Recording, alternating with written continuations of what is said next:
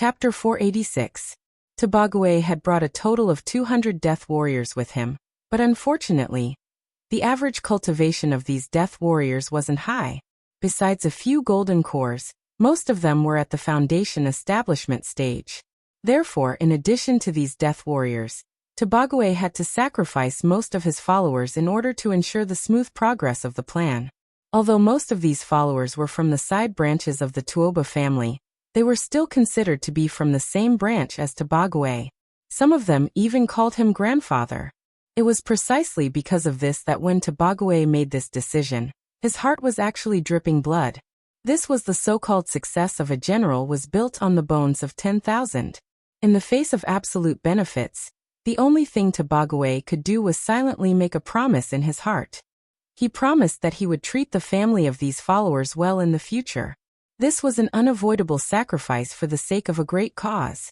Tobagwe believed that, once the plan succeeded, as a party to this transaction, he would obtain an unimaginable interest.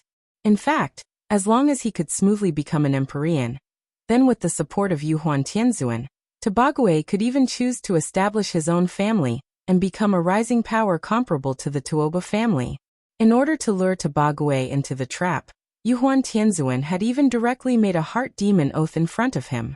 In the face of such generous transaction conditions, and such an honest transaction partner, how could Tobagwe not be moved? Of course there were risks. Since he chose to stand on Yuhuan Tianzuan's side, it meant that he would inevitably become a thorn in the side of the master of the Dubhe ruins. Once the plan failed, Tobagwe didn't need to think to know how miserable his fate would be. Even so, Tobagwe chose to stand on the side of benefits. Only children could distinguish between right and wrong. Adults only looked at benefits. In the face of absolute benefits, some people could even betray their own flesh and blood, let alone distant relatives 3 or 5 generations away. Therefore, the Tuoba family's action team set out according to plan. In order to delay as much time as possible, Tobagwe ordered 3 people to form a group. Each group would drive a small star car to ensure that when they were intercepted, they wouldn't be shot down by the other side. These small star cars weren't high-grade, so they didn't have the ability to jump through space. However, even at full speed, his speed was still comparable to that of a Yuanian cultivator.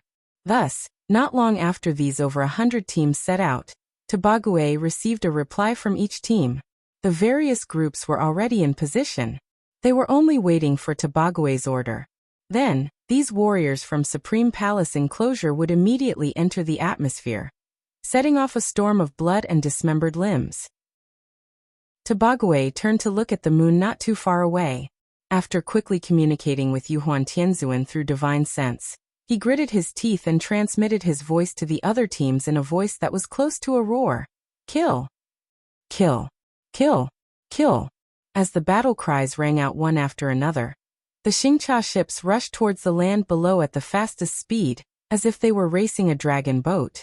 In an instant, 100 barges strive against the current, the one who strives first. 1,000 sails are launched, and the one who advances bravely wins. Perhaps this could also be considered a war. The soldiers did not need to think about how this war started, nor did they need to think about what role they played in this war. They only needed to do one thing, and that was, according to Tobagwe's instructions, they would launch an inhumane massacre of all life on this planet. The first to be attacked was not the United States with powerful armaments, but Huaxia. Because the Western Earth's altitude was higher, and Mount Everest was nearby, a Xingcha ship landed along Mount Everest and soon arrived at Shigatse. Just like the song, My Hometown in Shigatse: the blue sky is filled with white clouds, and the beautiful river is filled with green waves. An eagle flies by here, leaving behind a moving song. It was the pearl of the plateau and was also known as the most beautiful manor. But on this day, this beautiful manor was destined to be baptized by war and completely turned into scorched ruins. The person in charge of this Xingcha ship was Tobagwe's most capable follower, Tuobahong. In modern terms, although Tuobahong also had the blood of the Tuoba family, he had long been out of the family, so he could not be regarded as the blood of the Tuoba family. Naturally, he did not have the qualifications to worship the ancestors of the Tuoba family. Here was what needed to be mentioned. Whether it was the Tuoba family, the Xianyuan family, or the Dongfeng family, there were too many people like Tuoba Hong. Their birth status was far lower than the average Tuoba family member, so they needed to work harder than most people, and even risk their lives. As long as they could get the approval of the family, then they could marry a direct woman of the Tuoba family. And through this way of marriage, they could consolidate and improve their status in the family. And this was the common promotion mechanism in big families. Even Tobagwe wanted to climb up, so how could Tuoba Hong, who was at the bottom of the family, not want to climb up? Therefore, after Tuoba Hong received the order from Tobagwe, he was more excited than anyone else. It was like soldiers only cared about when the military pay was paid.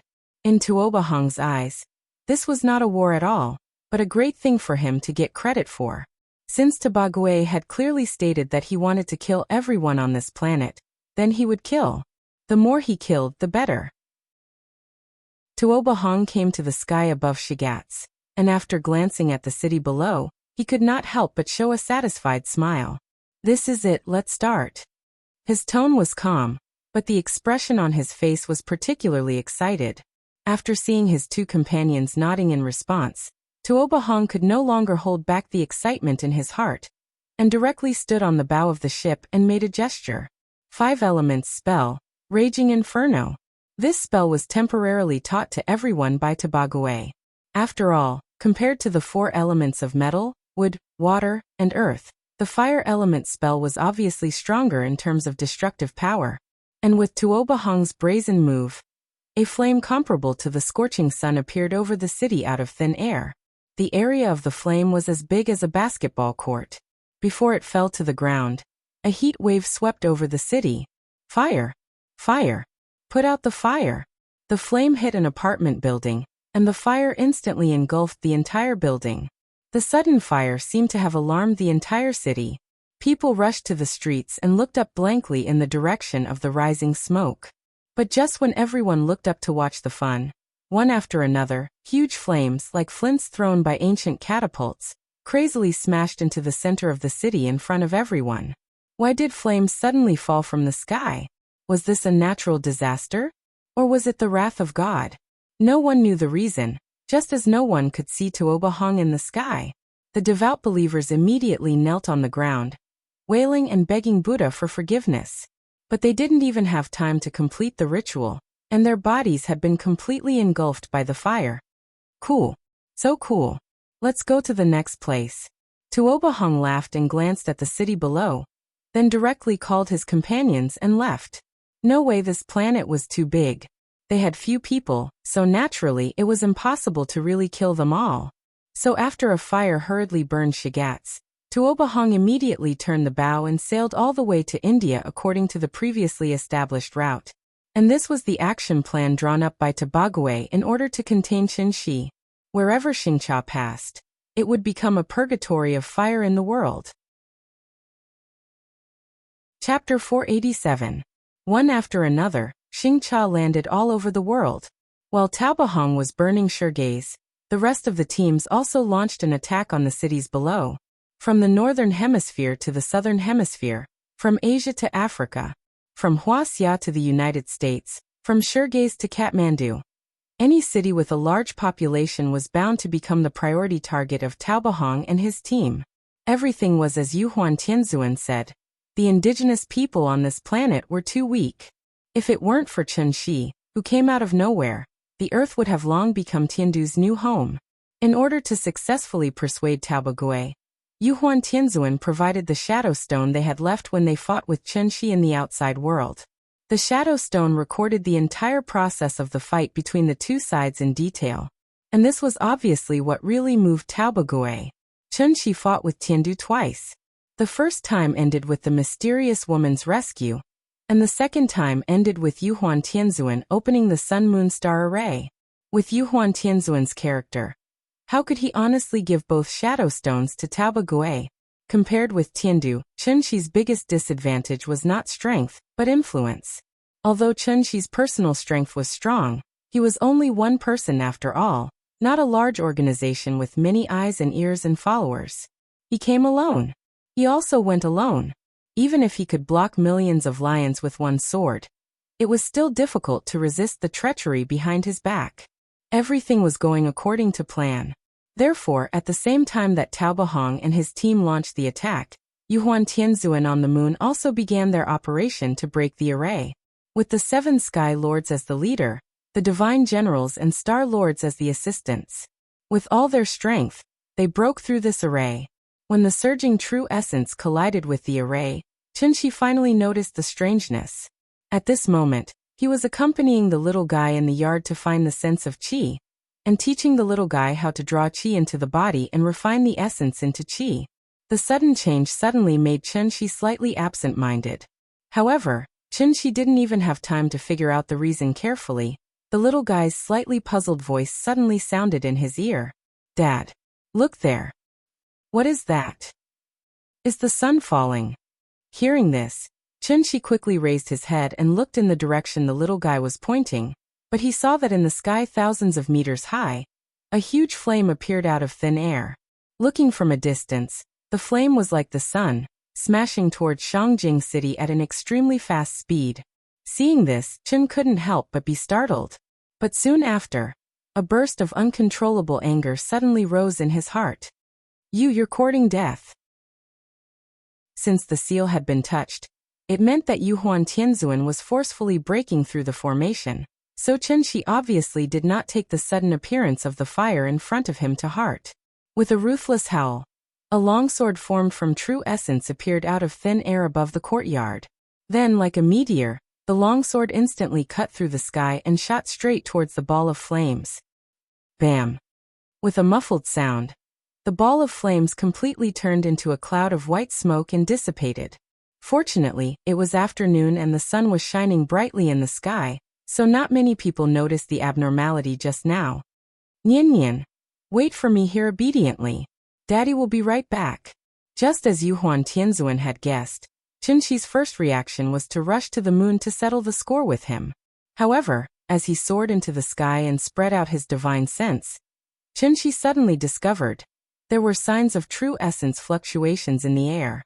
Qinshi followed these fluctuations all the way and almost instantly came to the front of one of the Xingcha. "Who are you? Why are you making trouble here?" After using true essence to forcibly stop the Xingcha, Qinshi frowned and looked at the 3 people on the ship. Seeing this, the 3 men of sacrifice on the ship did not even bat an eyelid and directly launched the fiercest attack towards him. Courting death. These men of sacrifice were only at the gold core stage. In front of Qinshi, they were not even ants. The current situation was urgent.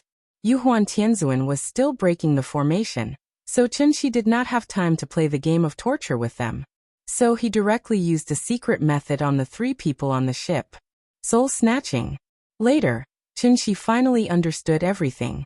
Although these men of sacrifice were brainwashed every once in a while, they still clearly remembered the last order given by Tabagwe, that was kill.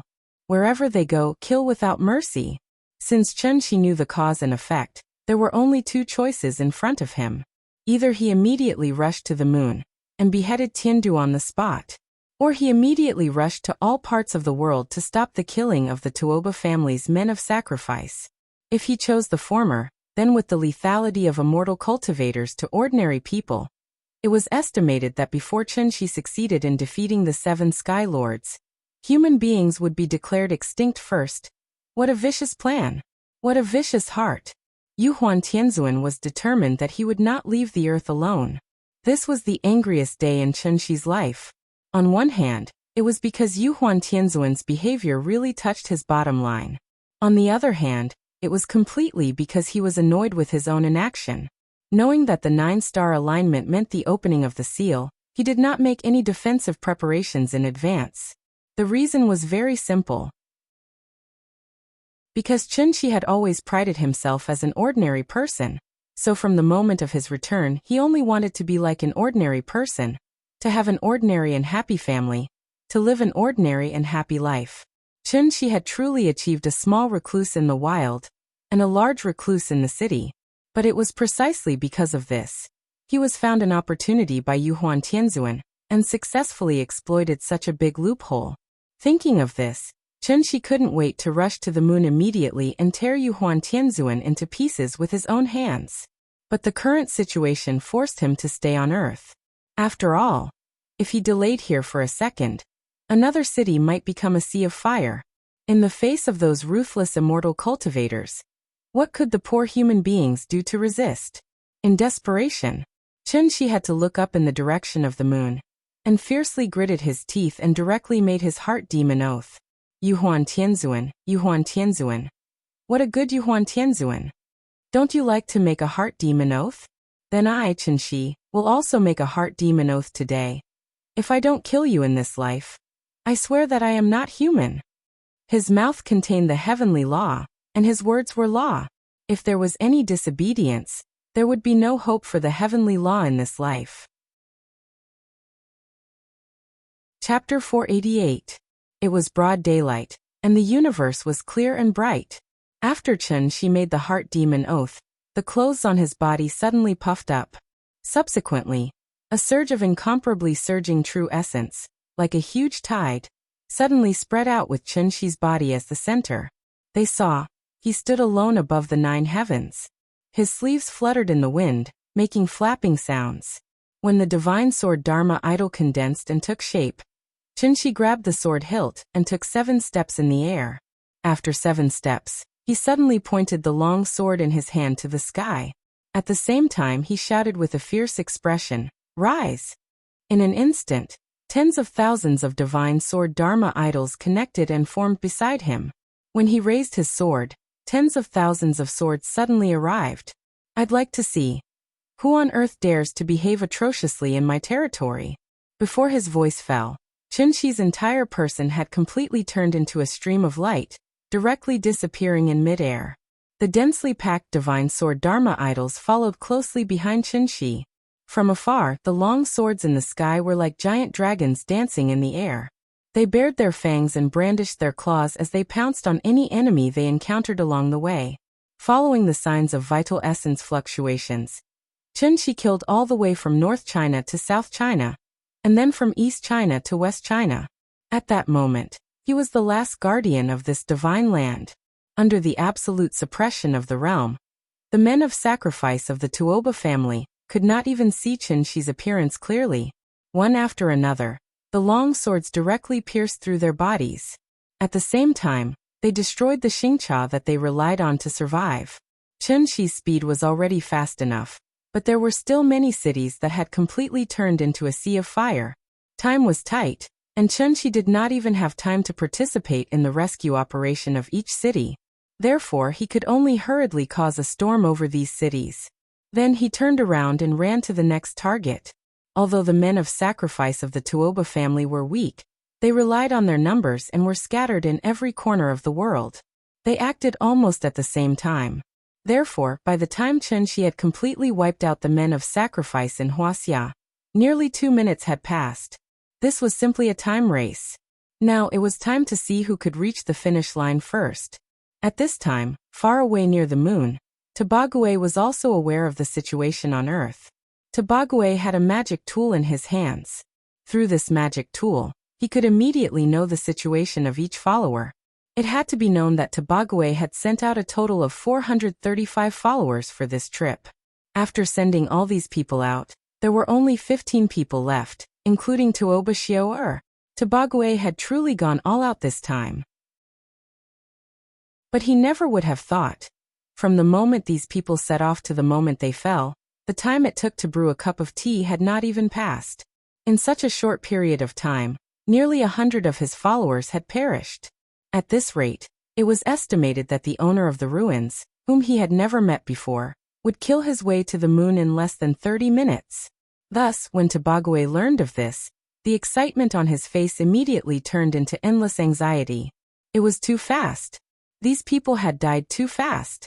In the shadow stone that Yuhuan Tianzuan had given to Tobague, Chunxi's cultivation was only at the peak of soul formation. But with this speed, how could an Empyrean achieve it? From the beginning to the end, Tobague did not know what realm the enemy he was facing was at. Yuhuan Tianzuan had lied to him, saying that Chunxi was only a gatekeeper, and that the pure sky saint ancestor was the culprit behind the imprisonment of Tiandu. For this reason, Yuhuan Tianzuan did not hesitate to make a heart demon oath to deceive Tobague. Tobague believed it. So he stood on Yuhuan Tianzuan's side. But now that things had come to this, it was useless to say so much.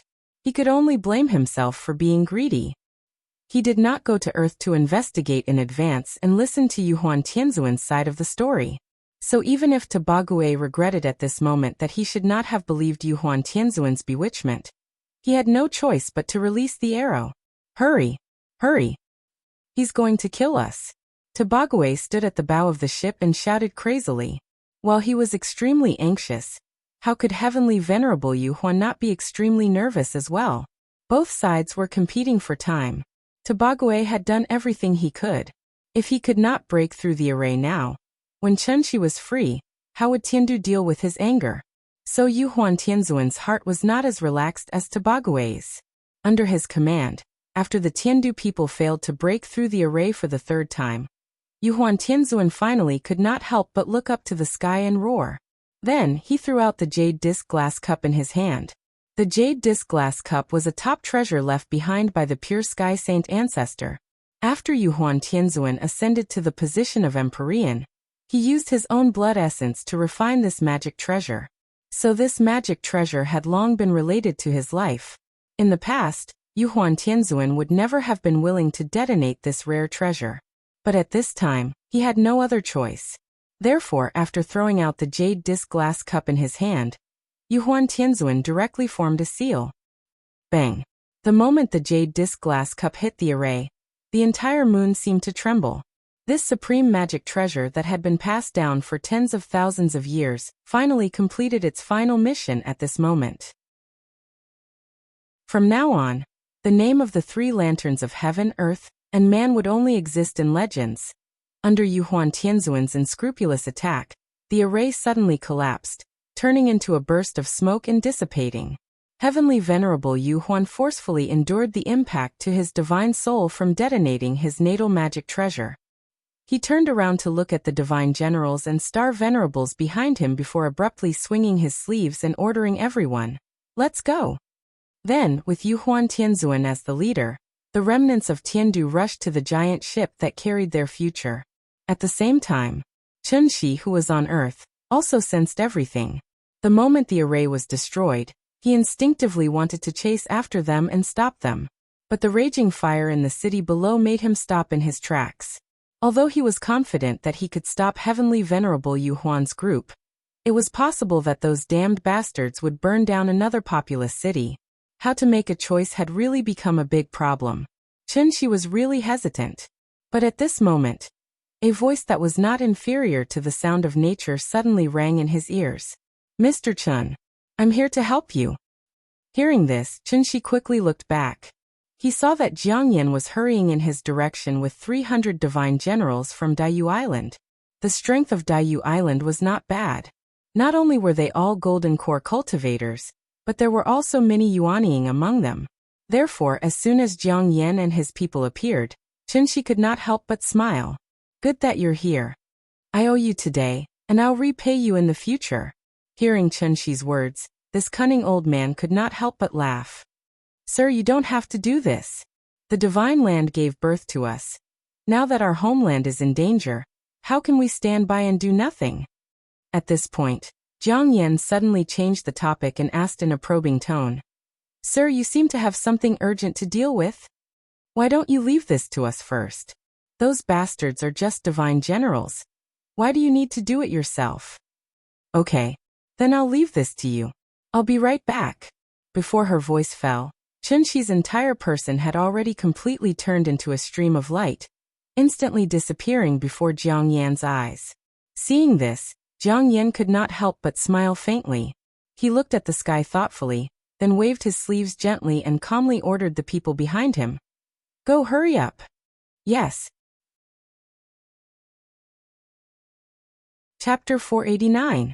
Yuhuan Tianzuan used the glass cup as the price and finally succeeded in breaking the array. At that moment, the most excited one was not Yuhuan Tianzuan, but Tobague, who had been waiting anxiously. "Quick, quick, quick. Tobagwe stood at the bow of the ship and kept waving to everyone. In fact, at this time, why would he need to urge them? After the formation was broken, with Heavenly Venerable Yu Huan in the lead, the remaining several thousand people in Tiandu rushed toward the enormous Star Cha in a grandiose manner. This was the third time Tiandu had to move. For the arrogant divine generals and star monarchs, when had they ever been in such a sorry state? Therefore, after everyone boarded the ship, they each found a corner and waited silently for the starship to start. The morale was a little low, but thinking about it, it was understandable. After all, Chunshi was like a dark cloud hanging over everyone's head. As long as they didn't escape from his clutches, this dark cloud would continue to bring endless trouble to people. Venerable, is everyone here? After Yu Huan Tianzuan boarded the ship, Tobagwe immediately put on a warm smile. Looking at his current flattering appearance, where was the calmness when bargaining with Yu Huan Tianzuan? Instead, he was more like a waiter in a tea house. This was the reality. It must be known that the sealed Yu Huan Tianzuan and the freed Yu Huan Tianzuan were two completely different concepts. Tobagwe was very smart, and of course he was also very sensible. Since Yu Huan Tianzuan had been freed, then the resentment that made him angry should naturally all turn into clouds and dissipate with the wind. So, Tobagwe instantly adjusted his mentality. From now on, his fate would be closely related to Yu Huan Tianzuan in front of him. And Empyrean Yu Huan seemed to be very satisfied with Tobagwe's change from arrogance to respect. He nodded gently, and after looking thoughtfully at the blue planet in the distance, he directly ordered to Tobagwe, "There's no time to lose, let's go." Yes. After receiving Yu Huan Tianzuan's order, Tobagwe immediately rushed to the rudder, and then directly inserted the high-grade spirit stone that he had prepared in advance.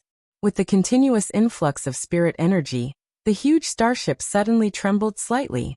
Tobagwe turned the rudder, adjusted the direction, and shouted to everyone, "We are about to set sail. Please sit tight." At that moment, Tobagwe was like Columbus returning from a rewarding journey. Although he had lost hundreds of loyal followers, compared to the harvest of this trip, what was that loss? As long as he successfully brought Yu Huan Tianzuan and the others back to Supreme Palace enclosure, then he would be the greatest meritorious service. What kind of impact would this have on the current situation of the Supreme Palace enclosure? Thinking of this, he couldn't help himself. But what Tobagwe didn't. Just as he gripped the rudder and was about to set off, a terrifying pressure that caused one's heart to palpitate suddenly came from afar. The strength of this pressure was enough to make one's legs go soft.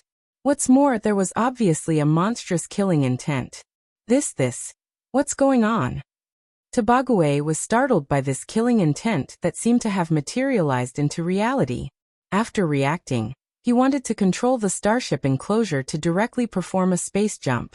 But unfortunately, before the starship enclosure could perform a space jump, it must be in a high-speed flying state, so Tobagwe could only push the starship enclosure with all his strength, hoping to escape from this terrible place as soon as possible.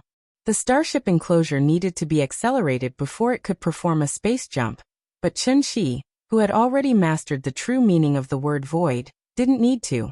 Therefore, after a few breaths of time, his figure had already appeared not far behind the starship enclosure, and was clearly reflected in the eyes of everyone on the ship.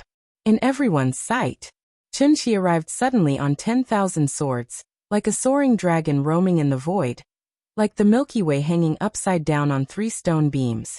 Before he arrived, the strong and unparalleled pressure on his body had already pressed everyone to the point of suffocation. At that moment, a nightmare seemed to have become a reality.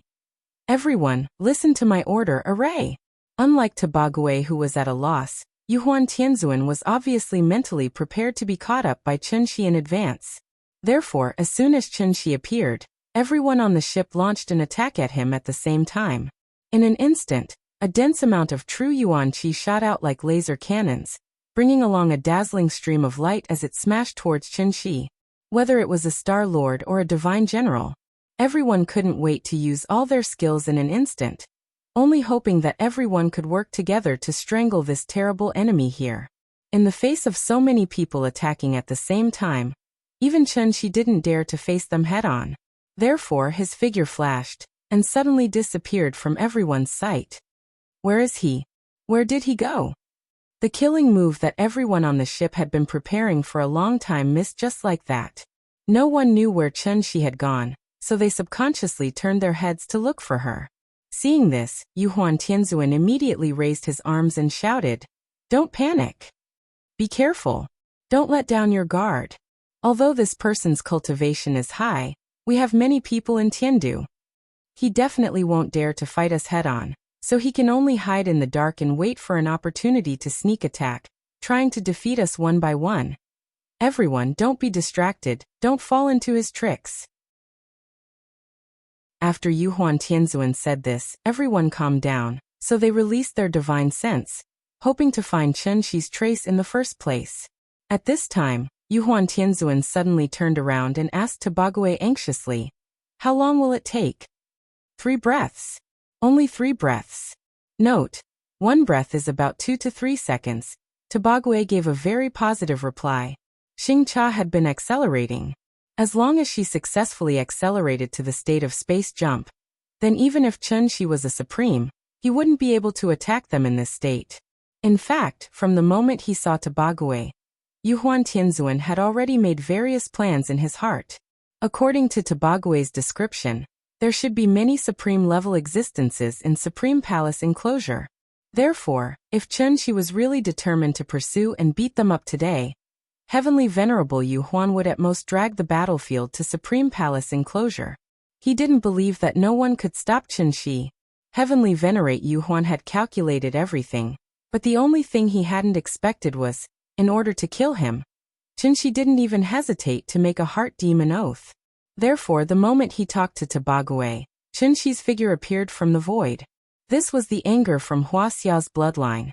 Of all the things Emperor Yuhuan shouldn't have done, the thing he shouldn't have done the most was to treat the lives of mortals as grass. Thus he had to die. The moment Chun-Shi appeared, the long sword in his hand drew a cold light in the air. Moonlight Sword Art, 3rd Style. 10,000 swords returned to origin. Chun-Shi's appearance was very sudden. Besides Yuhuan Tianzuan, who was closest to him, almost no one reacted. Heavenly Venerate Yuhuan instinctively wanted to block it. But what he never thought was, Chun-Shi's sword tip didn't point directly at him, but at the side. Tobague. Chapter 490. First of all, Xingcha could barely be regarded as a magic weapon. Especially this kind of large Xingcha. It needed the master's blood essence to feed it. After it was completely refined, it could be controlled at will. Therefore, the first thing Chun-Shi wanted to kill was not Yuhuan Tianzuan, but Tobague.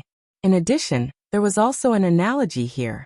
If Chun-Shi was compared to a tiger, then Tiandu's group was naturally a flock of sheep. In terms of individual combat strength, a sheep could never be a tiger's opponent. But if thousands of sheep charged at the same time, even a ferocious tiger would have to obediently retreat to the side. The strength of an individual could never be compared to the strength of a group. Therefore, Chun-Shi could only use a sneak attack to drag the sheep out of the flock one by one, and then kill them one by one. From the beginning, Chun-Shi's goal was very clear. So as soon as he appeared, he perfectly displayed the strength of a supreme being. Moonlight Sword Art, 3rd move. 10,000 swords returned to origin. The long sword behind Chun-Shi was like a giant dragon. After emerging from the void, it smashed down at Tobague at an extremely fast speed. Its speed was fast, and its momentum was spectacular.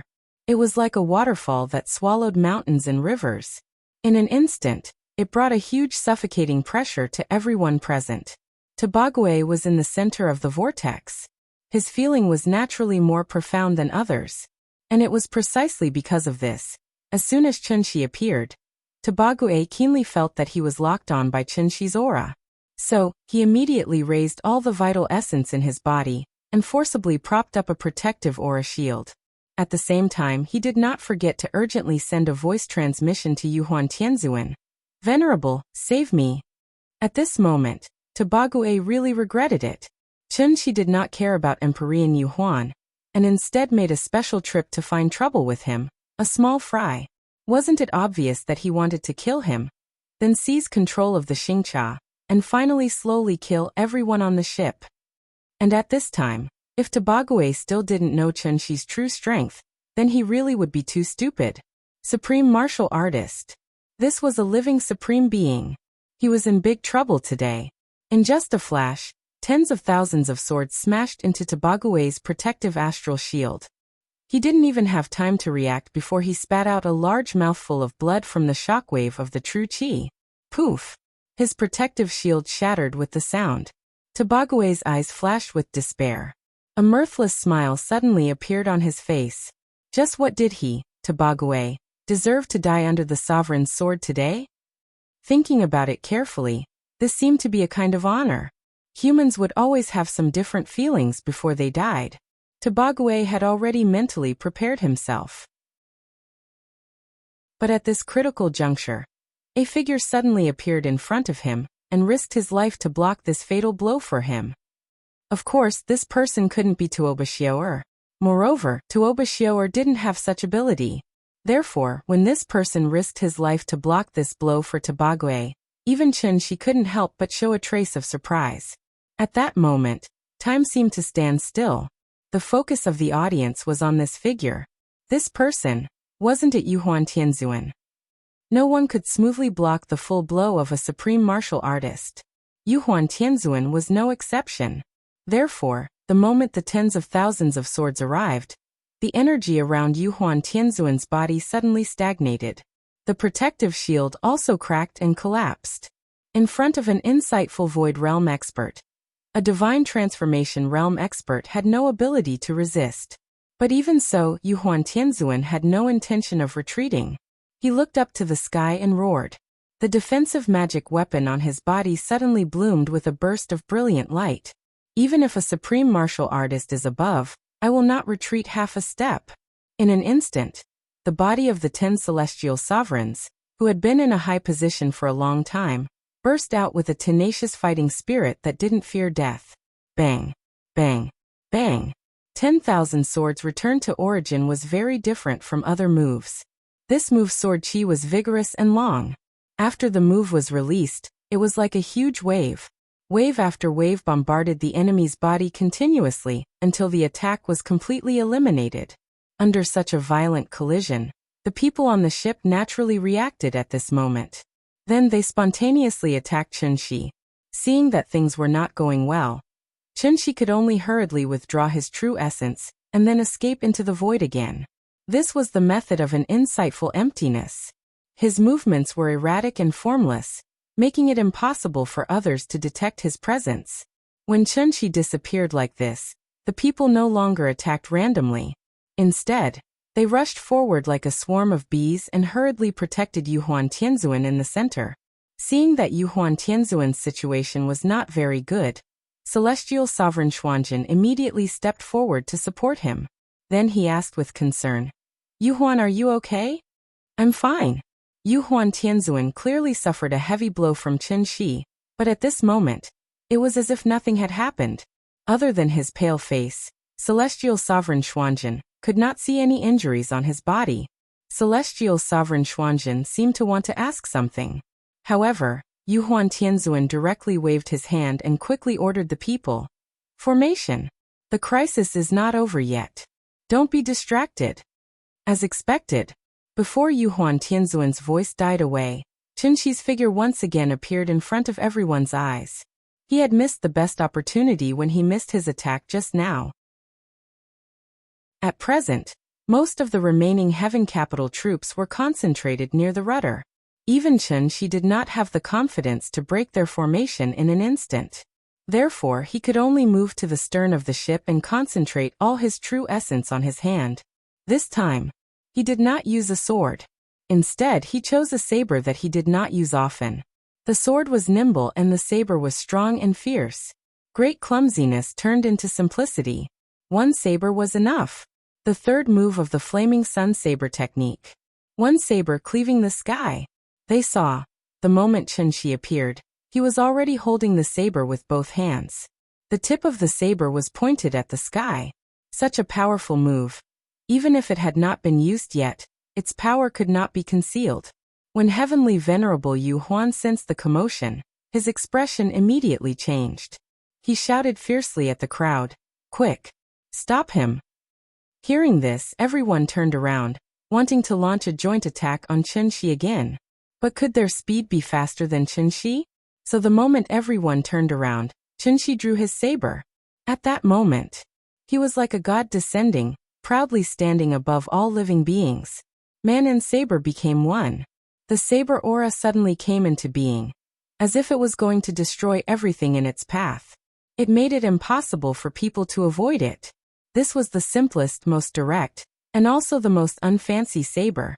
With an unparalleled domineering aura, it slashed towards the incomparably huge Xingcha. Didn't Yuhuan Tianzuan want to ride Xingcha to Supreme Palace enclosure? Since he couldn't kill Tobagwe, he might as well destroy this ship.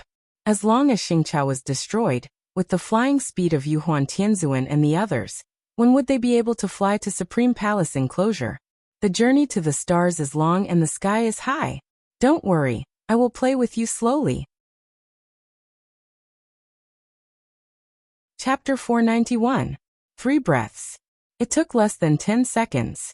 After Yuhuan Tianzuan sacrificed himself to block Chunxi's attack for Tobagwe, who had narrowly escaped death, pinned all his hopes on Xingcha. At that moment, Tobagwe only felt that his mind was blank. Everything in the outside world seemed to have nothing to do with him anymore. The only thing that could attract his attention was this faintly fluorescent high-grade spirit stone in front of him. As long as this high-grade spirit stone in front of him suddenly bloomed, it meant that Xingcha could perform a space jump. 1 breath, 2 breaths, 3 breaths. When Tobagwe exhaled a mouthful of turbid air for the 3rd time, his eyes suddenly burst with a burst of light, and the excitement on his face was even more indescribable. However, what Tobagwe didn't know was, just as he was excited, Chunxi, who was standing proudly at the stern of the ship, also slashed out with the long saber in his hand. Red Sun Saber Technique's 3rd move, one saber cleaves the sky. This was a saber condensed from the true essence of a Dongshu stage cultivator. Chunxi hadn't even slashed out, but this saber light was already like a pillar supporting the sky, instantly increasing by hundreds of times. In terms of length, it was even much longer than the huge Xingcha in front of him. "Break for me!" Chunxi roared, and he finally slashed out with the saber in his hand. This saber light drew a perfect arc in the air at a speed that was difficult to see with the naked eye. It flashed from top to bottom. Its speed was so fast that it made people speechless. The people on the ship didn't even have time to react before the saber light flashed past their eyes. "It's over." Yuhuan Tianzuan watched all this happen, but he was powerless to stop it. But just when he was in despair, a burst of extremely strong light suddenly bloomed in front of Yuhuan Tianzuan's eyes. The light was so dazzling that it was even brighter than the afternoon sun. At that moment, time stood still. It was truly still, because Xingcha had successfully entered the space jump state. Too late. Chunxi had always been outside Xingcha's defensive array formation, so when Xingcha performed the space jump, she did not bring him along with her. Therefore, he could only watch as Xingcha turned into a ray of light and disappeared from his sight. The entire world finally quieted down. Chunxi turned his head to look at Mars, which was not far away from him, and then turned back to look in the direction of Earth. The azure blue planet was still floating there quietly. This scene was very familiar to Chunxi. Just like the day he returned, this azure planet was also quietly floating there. At that time, Nianyan was only a little over 4 years old. In the blink of an eye, Nianyan was almost 7 years old. That's right, when this spring is over and summer comes again, Nianyan was 7 years old. A second ago, Chunxi was still busy killing people, but in the next second, she suddenly thought of her daughter. Just like that, heavenly venerable Yuhuan and the others slipped away right in front of him. However, he didn't seem to be in a hurry at all. Instead, he was like a lunatic as he floated in space and laughed foolishly.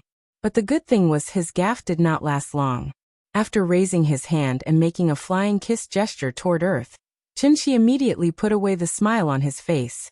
"Nianyan, wait for me, Dad will be back soon." After saying that, Chunxi took a deep look at the azure blue planet in front of him, then immediately turned around and followed the law threads left behind by Xingcha. "Run." Run to where? So what if he ran to the ends of the earth? He had to keep his word. If he said he would kill your whole family, he would definitely kill your whole family.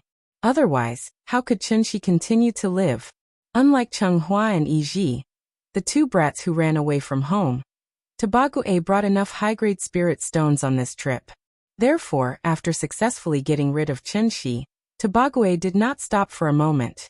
Every time Xingcha completed a jump, he would immediately replace it with a new high-grade spirit stone.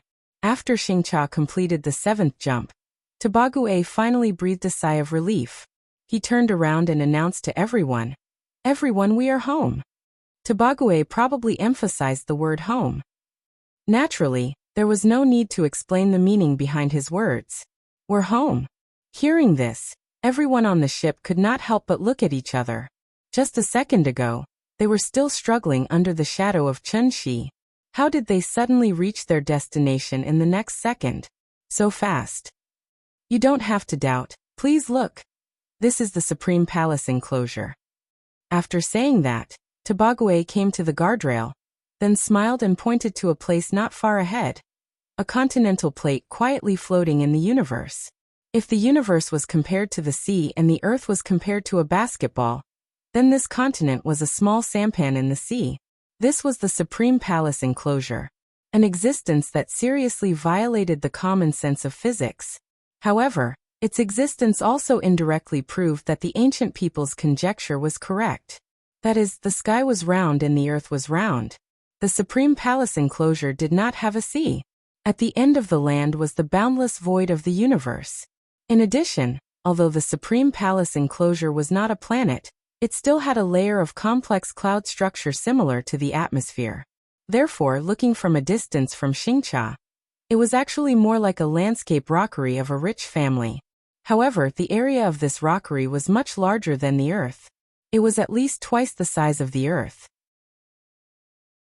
Moreover, it did not have a large area occupied by the sea. The Supreme Palace enclosure has been divided into 9 provinces since ancient times: Shang, Han, Ning, Zhonglan, Wan, Yu, Yun, and Lei. My Tuoba family comes from the northernmost Ning province of the Supreme Palace enclosure. There is a saying, Ning province is in the north, Tuoba town is in the south. It means that my Tuoba family is in the south of Ning province. At such a close distance, it was impossible to use a space jump. Therefore, Tobague took advantage of this time to take the initiative to introduce the general situation of the Supreme Palace enclosure to Yuhuan Tianzuan. And when mentioning the Tuoba family, Tobague's entire state faintly changed. Thinking about it, was this the feeling of finding an organization? Tobague tried to introduce the strength of the Tuoba family to bring a certain amount of pressure to Yuhuan Tianzuan, so that Yuhuan Tianzuan would have no choice but to pay attention to him. But what he didn't expect was, even if the Supreme Palace enclosure was close at hand, Yuhuan Tianzuan's attention had not been on him. Instead, he looked back from time to time to look behind Xingcha. Seeing this, Tobague couldn't help but raise his eyebrows. He finally remembered that he was still being chased by a supreme powerhouse. Just now, I deliberately chose the wrong direction to jump back and forth twice. It should be impossible for them to catch up so quickly, right? A reply came from home, saying that the patriarch is personally bringing people to support. As long as the patriarch arrives, my little life should be saved, right? Seeing that Yuhuan Tianzuan was not in the mood to talk, Tobague also obediently shut his mouth. At this time, there was a sudden movement from the stern of the ship, so that everyone on the ship was like a bird startled by the twang of a bow. They were so scared that they all put on an attack posture. Gotcha! Everyone focused their eyes and saw that the Xingcha was suddenly divided into 2. The entire stern of the ship was cut off. It turned out that Chunxi's saber was not ineffective. It was just that at that time, Xingcha had already reached the critical point of the space jump, so even if Xingcha had been cut in half, she still successfully reached the Supreme Palace enclosure. It was a false alarm, it's fine. Tobague was frightened out of his wits. After recovering, he immediately laughed and signaled everyone not to be nervous. If it was destroyed, so be it. Anyway, he was already at this position. Even if he flew slowly, it wouldn't take long to reach his destination. Chapter 492. I'm very puzzled. Why is there more and more rhythm recently? Is it the first day that I started to update every day? If I remember correctly, I've already updated every day for half a year, and there were 4 months in between where I updated every 2 days. Of course, I can understand. Saying that I'm slow is actually a disguised form of urging me to update. Covering face shyly. So, I want to thank everyone for their continuous support. Every comment, every monthly vote, every recommendation ticket, every tip you gave me. Actually, I've seen it all and remembered it in my heart. Now let's talk about the reason for updating every day. My reason is actually very good. Because I want to improve. From the external data, this book seems to be completely dead, but my royalties didn't decrease at all. Because of the channel bonus, if I update one more chapter every day, my monthly income will increase by at least 1 to 20,000. I'm not saying this to show off, but to prove. I'm really not writing books for money. I just want to write better. If it's to make money, then from the day this book was published, my word count skyrocketed. My annual income is at least 500,000, if not 1 million. I need to announce the results here. This book's current average order is 11,000, but the high order has reached 60,000. This 60,000 does not only refer to a single chapter, but it refers to the nearly 30 chapters that started to be published. After that, it began to plummet. 50,000, 40,000, 30,000, 20,000, 10,000, and now more than 1,000. It will probably continue to fall. I'm not writing well. But I did write well before I published it. Actually, I'm not very satisfied with the chapters before I published it. Because at that time, I made a lot of rookie mistakes, but I'm too lazy to change them. Then here's the question. Why did I write so well in the beginning, but the latter part is so bad? The answer is actually very simple. Because this is my first book that exceeds 1 million words. I can say without reservation, for more than a year, I've really put in a lot of effort. But my ability is limited. I've never had any long experience before. At most, I wrote 400,000 words. When I published it, it exceeded this number. So I've been stumbling along the way. Once half a step to become a god. Now it's completely dead. Can you guess how wonderful the journey of my heart is? I don't blame anyone. I don't even blame myself. Because I'm very clear. I really don't have the ability. My first book was published in 2005 at starting point. During this period he kept writing, but he still couldn't reach the standard of signing a contract. It was only when he wrote this book that he seemed to have had an epiphany and suddenly became famous. So don't compete with me in terms of reading volume. And don't act all high and mighty in front of me. Because I really thought it was ridiculous. Let's not talk about those that we've seen before, for example, the most popular ones recently. Haunted House, Machinist, Best Friend, Best Son-in-Law. Even when the lifestyle game was just released, I could already guess that it had 10,000 subscribers when it only had 80,000 words. But reading a book and writing a book were two different things. He had clearly thought of the plot in his head, but when he wrote it out, the flavor would always change. This was the so-called power of the brush. I had absolutely no control over what I wanted to write. This was also the main reason why many rookies couldn't even sign a contract. All this time, I've been thinking about it over and over. Think about how to improve yourself. To be honest, I've improved a lot. After all, he had been writing for so many years. His basic skills were still very solid. Now that he had the experience of 10,000 orders, if he didn't improve, then wouldn't he be a fool? But because the framework of cultivation dad had already been established, I couldn't express it at all. I could only continue writing according to the existing framework. Writing a book was actually like building a house. The foundation of this book was clearly the foundation of a villa, but after I built the foundation, I simply built a straw shed on top of it. Now, I didn't want to live in a straw shed. I wanted to build a villa on top of the straw shed. Then, other than tearing it down and rebuilding it, was there any other way? This was writing a book. Many people would choose to tear down the bridge and rebuild it. I was different. Since I couldn't live in a villa, I would renovate the straw shed. That was my idea. It was such a simple idea that it was somewhat inexplicable. And this was also the fundamental reason why why I continued to persevere. Because I had once stood at the top of the mountain, I saw a different scenery. Now I had fallen to the bottom of the valley. But because of that unexpected experience, I couldn't help but look at the top of the mountain. The mountain man asked me, "Do you have hatred in your heart?" I answered, "No hatred." Then he asked, "Why?" At that moment, my answer was so firm. "Thank you for letting me see the scenery at the top of the mountain. If I fell, then so be it. I'll just walk again. But the next time, I want to walk more steadily. Slower, more steadily." That was all. March 3rd, 2019, early morning. The west window opened. Oh right, this isn't a Unix declaration. The sun will rise as usual tomorrow. The west window will be as usual. Wax, love you guys. Chapter 493. Formation. As soon as he heard these words, Tobagwe was so scared that he began to tremble.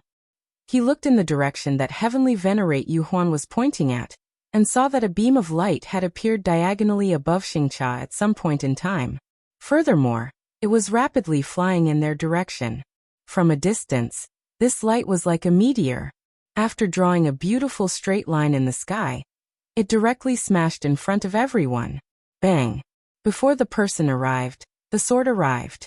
Sure enough, it was Chunxi chasing after them again. Seeing this, Yuhuan Tianzuan did not seem to be very surprised. His face turned cold, and then he ordered everyone in a loud voice. 5 divine generals, take your positions. Activate the innate 5 direction flags and set up the heavenly cycle stars formation. Rise! As soon as this order came out, there was a small commotion on the ship. What needed to be mentioned here was, after the Battle of Dragon Head Peak, the 5 divine generals of Tiandu and the Rakshasa Star Lord had lost a lot of people, so Yuhuan Tianzuan could only temporarily choose suitable successors from the existing survivors. These people's strength was not bad, but they had not undergone systematic training. So the moment they heard Yuhuan Tianzuan's order, they seemed a little flustered. To think that our Huang Tiandu. To think that he would end up without a successor. It's really lamentable. Looking at the clumsy positioning of these divine generals and star lords, Heavenly Lord Xuanjin could not help but sigh. Hearing this, the faces of the 6 heavenly lords, including Yuhuan Tianzuan, flashed with a trace of sadness. Once upon a time, Tiandu was so glorious and strong. But now, the remnants of Tiandu, led by the 10 directions heavenly lords, had become stray dogs at this moment. In order to avoid Chunxi's pursuit, they were in a state of panic all day long. When they were still in the solar system, the heavenly lords did not feel that there was anything wrong with escaping to the Supreme Palace enclosure. But when they really came to the Supreme Palace enclosure, and saw it floating quietly in the void, the celestial venerables suddenly felt a sense of helplessness from being outlanders. Yes, Earth was their home. It was just like how Tobagwe's home was in the Supreme Palace enclosure. Now that he had finally returned to the Supreme Palace enclosure, he would naturally be excited. This feeling of desolation was probably the so-called, alone as a stranger in a strange land. Morale was low. At this time, Yuhuan Tianzuan seemed to have thought of something. He suddenly asked Tuobasu, "How long until the reinforcements arrive?" Hearing this, Tobagwe was startled. He didn't seem to understand why Yuhuan Tianzuan didn't ask him directly, but instead asked him secretly. However, doubts were just doubts. Tobagwe honestly replied to Yuhuan Tianzuan with a sound transmission. The family has already given a clear reply, and the family head is on the way with people. According to my estimation, we'll be able to see the reinforcements in 30 minutes at most. Good. Then we'll hold on for another incense stick's worth of time. Yuhuan Tianzuan nodded calmly at Tobagwe, then turned around and flew to the side of the high platform. He lowered his head and looked around the audience, then suddenly let out a long roar towards the sky, angrily roaring, "Hateful! Even if we abandon our home and flee to a foreign land, the thief is not willing to let us live. We have been forced into a corner. So I've decided. Instead of being trampled on and humiliated like this, it's better to go all out and fight to the death with that evil thief. Yuhuan is here to ask everyone. Today, are you willing to fight with me?" As soon as these words came out, The audience boiled over. Before, everyone was busy running for their lives, so they couldn't raise any morale. Now that they had come to the Supreme Palace enclosure, this strange place in front of them seemed to give them infinite courage. That's right. They had even lost their home, so what was the use of keeping their lives? Where was the integrity of Tiandu? Where was the glory of Tiandu? After thinking of their last trace of dignity, everyone's fighting spirit was immediately summoned by Yuhuan Tianzuan. Fight! Fight! Fight!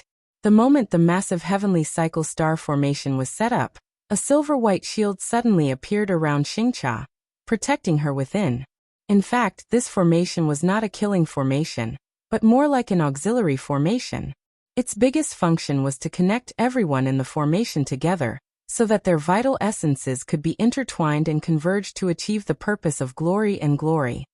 No, the power of the formation has decreased by at least 30% after losing the central Wuji apricot yellow flag. Let me be the eye of the formation. After saying that, Heavenly Lord Xuanjin prepared to move to the lost corner. However, at this moment, Heavenly Venerable Yuhuan pulled him back without batting an eyelid, and then shook his head slightly. What's wrong? Heavenly Lord Xuanjin, who had always been straightforward, was confused. Heavenly Lord Wondrous Spell, who was next to him, directly pulled him to his side and softly explained to him. What? After hearing Heavenly Lord Wondrous Spell's explanation, Heavenly Lord Xuanjin's expression was interesting. It turned out that Yuhuan Tianzuan wanted his subordinates to block the attack for him. Who did Qinshi really want to kill? Wasn't it the Heavenly Lords present? As the leaders of Heaven Capital, the 7 of them were the real culprits that caused Earth to suffer. Since the 7 of them were no match for Qinshi, then the best way. Obviously, they wanted their subordinates to block the attack. Now that the 7 of them were in the center of the formation, if Qinshi wanted to successfully kill them, he had to break through the formation first. However, the formation connected everyone's lives tightly together. As the saying goes, unity is strength. If Qinshi was determined to kill them, then he would kill everyone present first. It was just that these silly heavenly generals and star lords had been betrayed by Yuhuan Tianzuan, without realizing it. Instead, they firmly believed that they were fighting for their dignity. It was just like the slogan they chanted. Everything was for the prestige of the holy ancestor. Everything was for the glory of Heaven Capital. With the appearance of Qinshi, the final battle between him and Heaven Capital finally began.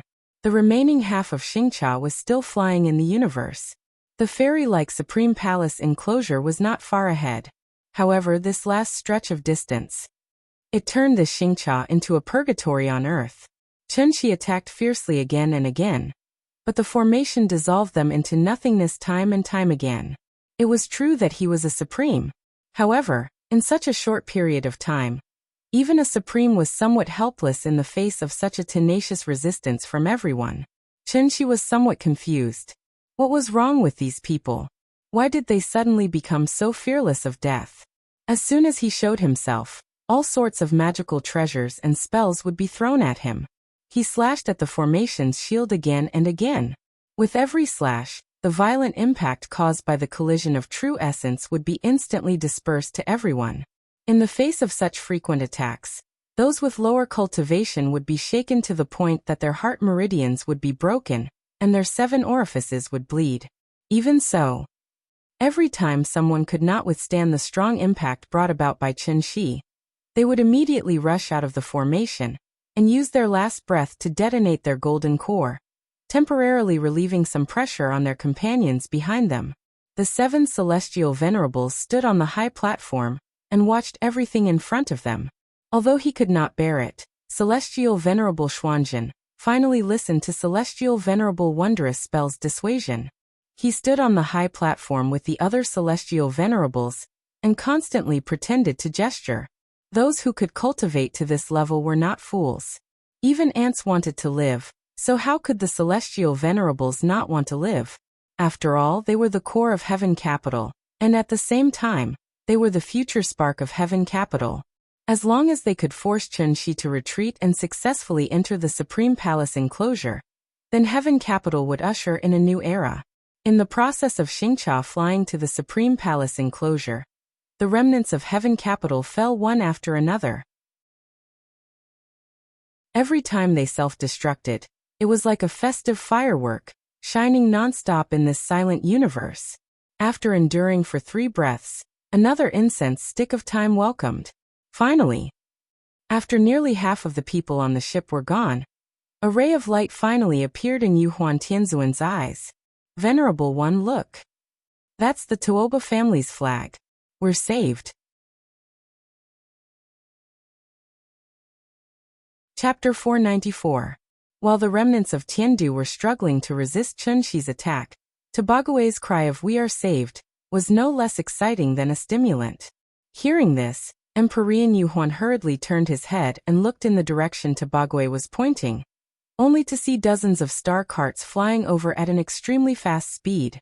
When these starships approached, Yuhuan Tianzuan finally saw the flag of the Tuoba family, hanging high on the mast of the main ship. The flag was very exquisite and was definitely not ordinary. There were 2 words written on it, and the flag was embroidered with sea-water patterns in clouds. It seemed to imply that the Tuoba family had a long and prosperous history. The reinforcements Tobague had been waiting for. They had finally arrived. There were a total of 24 starships that came to support. When they were about to approach the location of Tobague's group, these starships immediately took the lead with the main ship, and the rest split into 2 sides and spread out in a goose formation. Looking at their momentum, there was a faint air of military formation. Seeing this, Chunxi temporarily withdrew his true essence, and then quietly floated in the void, as if he wanted to see why this group of people had come. Your Excellency is Mr. Chun? Tuoba Yi is here. Greetings, sir. After the starship stopped, a figure flew out at an extremely fast speed, and then went straight to Chunxi. The 2 faced each other in space. Chunxi sized up the other party, and the other party sized him up at the same time. This man, who claimed to be the head of the Tuoba family, had a cultivation base around the middle stage of divine transformation, which should be at the same level as Yuhuan Tianzuan. Perhaps because he knew that his cultivation base was far lower than Chunxi. As soon as Tuoba Yi appeared, he took the initiative to respectfully greet Chunxi. Chunxi naturally knew why Tuoba Yi had come. Therefore, he didn't even bother to waste time with the other party. After waving his hand indifferently, Chunxi said coldly, "Since I have chased you all the way here today, I have already made it clear that I will never let this matter go. Get out of the way. You can't stop me." After saying that, Chunxi's figure disappeared from Tuoba Yi's sight. By the time Tuoba Yi came back to his senses, Chunxi had already caught up with the dilapidated Xingcha in front of him, and continued to demolish it. Bang! When the sword light emitted by Chunxi once again collided with the large array, a strong wave of true essence instantly set off in the void. At that moment, the joy of seeing the reinforcements immediately fell to the bottom of the valley. Even though the Tuoba family's reinforcements had arrived, the situation didn't seem to have improved. Chunxi was still attacking the formation. Everyone was still struggling to hold on under his attacks. Inside the array, Yuhuan Tianzuan and the others looked at the sky with stern expressions. At this point, they could only place all their hopes on Tuoba Yi. They could only hope that everything was as Tobague said, that the Tuoba family was willing to offend a supreme in exchange for the alliance of the entire Heaven Capital. Otherwise, Yuhuan Tianzuan could only use his own method to deal with the catastrophe in front of him. "Mr. Chun, can you stop and listen to me?" Chunxi's reaction was completely out of Tuoba Yi's expectations.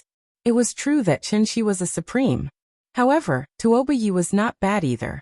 As the leader of the Tuoba family, Tuoba Yi represented the entire Tuoba family's will.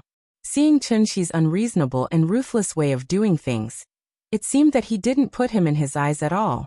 Tuoba Yi's face darkened and he had to quickly change his plan. Thus, he came in front of Chunxi again and suddenly opened his arms, as if he wanted to stop Chunxi from continuing to attack Xingcha. "You want to die?" Seeing this, Chunxi did not hesitate. He raised the long sword in his hand and slashed at the array again. Not to mention Tuoba Yi. Even if the entire Tuoba family stood in front of him today, he would still eat Yuhuan Tianzuan alive. There was no way to talk. There was really no way to talk. Seeing that Qin was treating him like he didn't exist, Tuoba Yi seemed to be a little angry.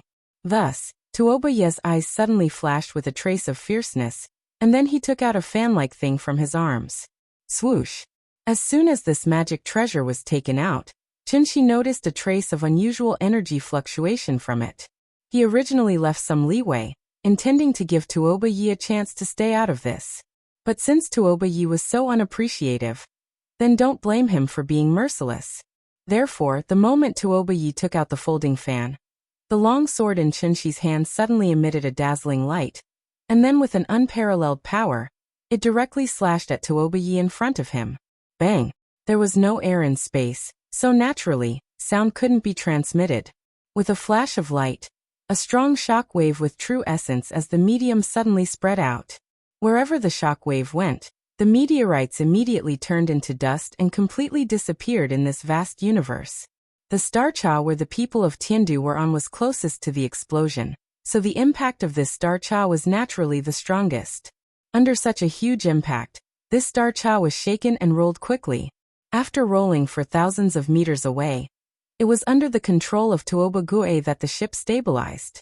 Even with the protection of the array, Star Cha was blown away by the explosion. And Tuoba Yi, who took Qin's sword head-on, seemed to be fine. So when the true essence Qi gradually stabilized, Tuoba Yi gently waved the folding fan in his hand, and then smiled at Qin with a confident face. Mr. Qin, can we have a good talk now?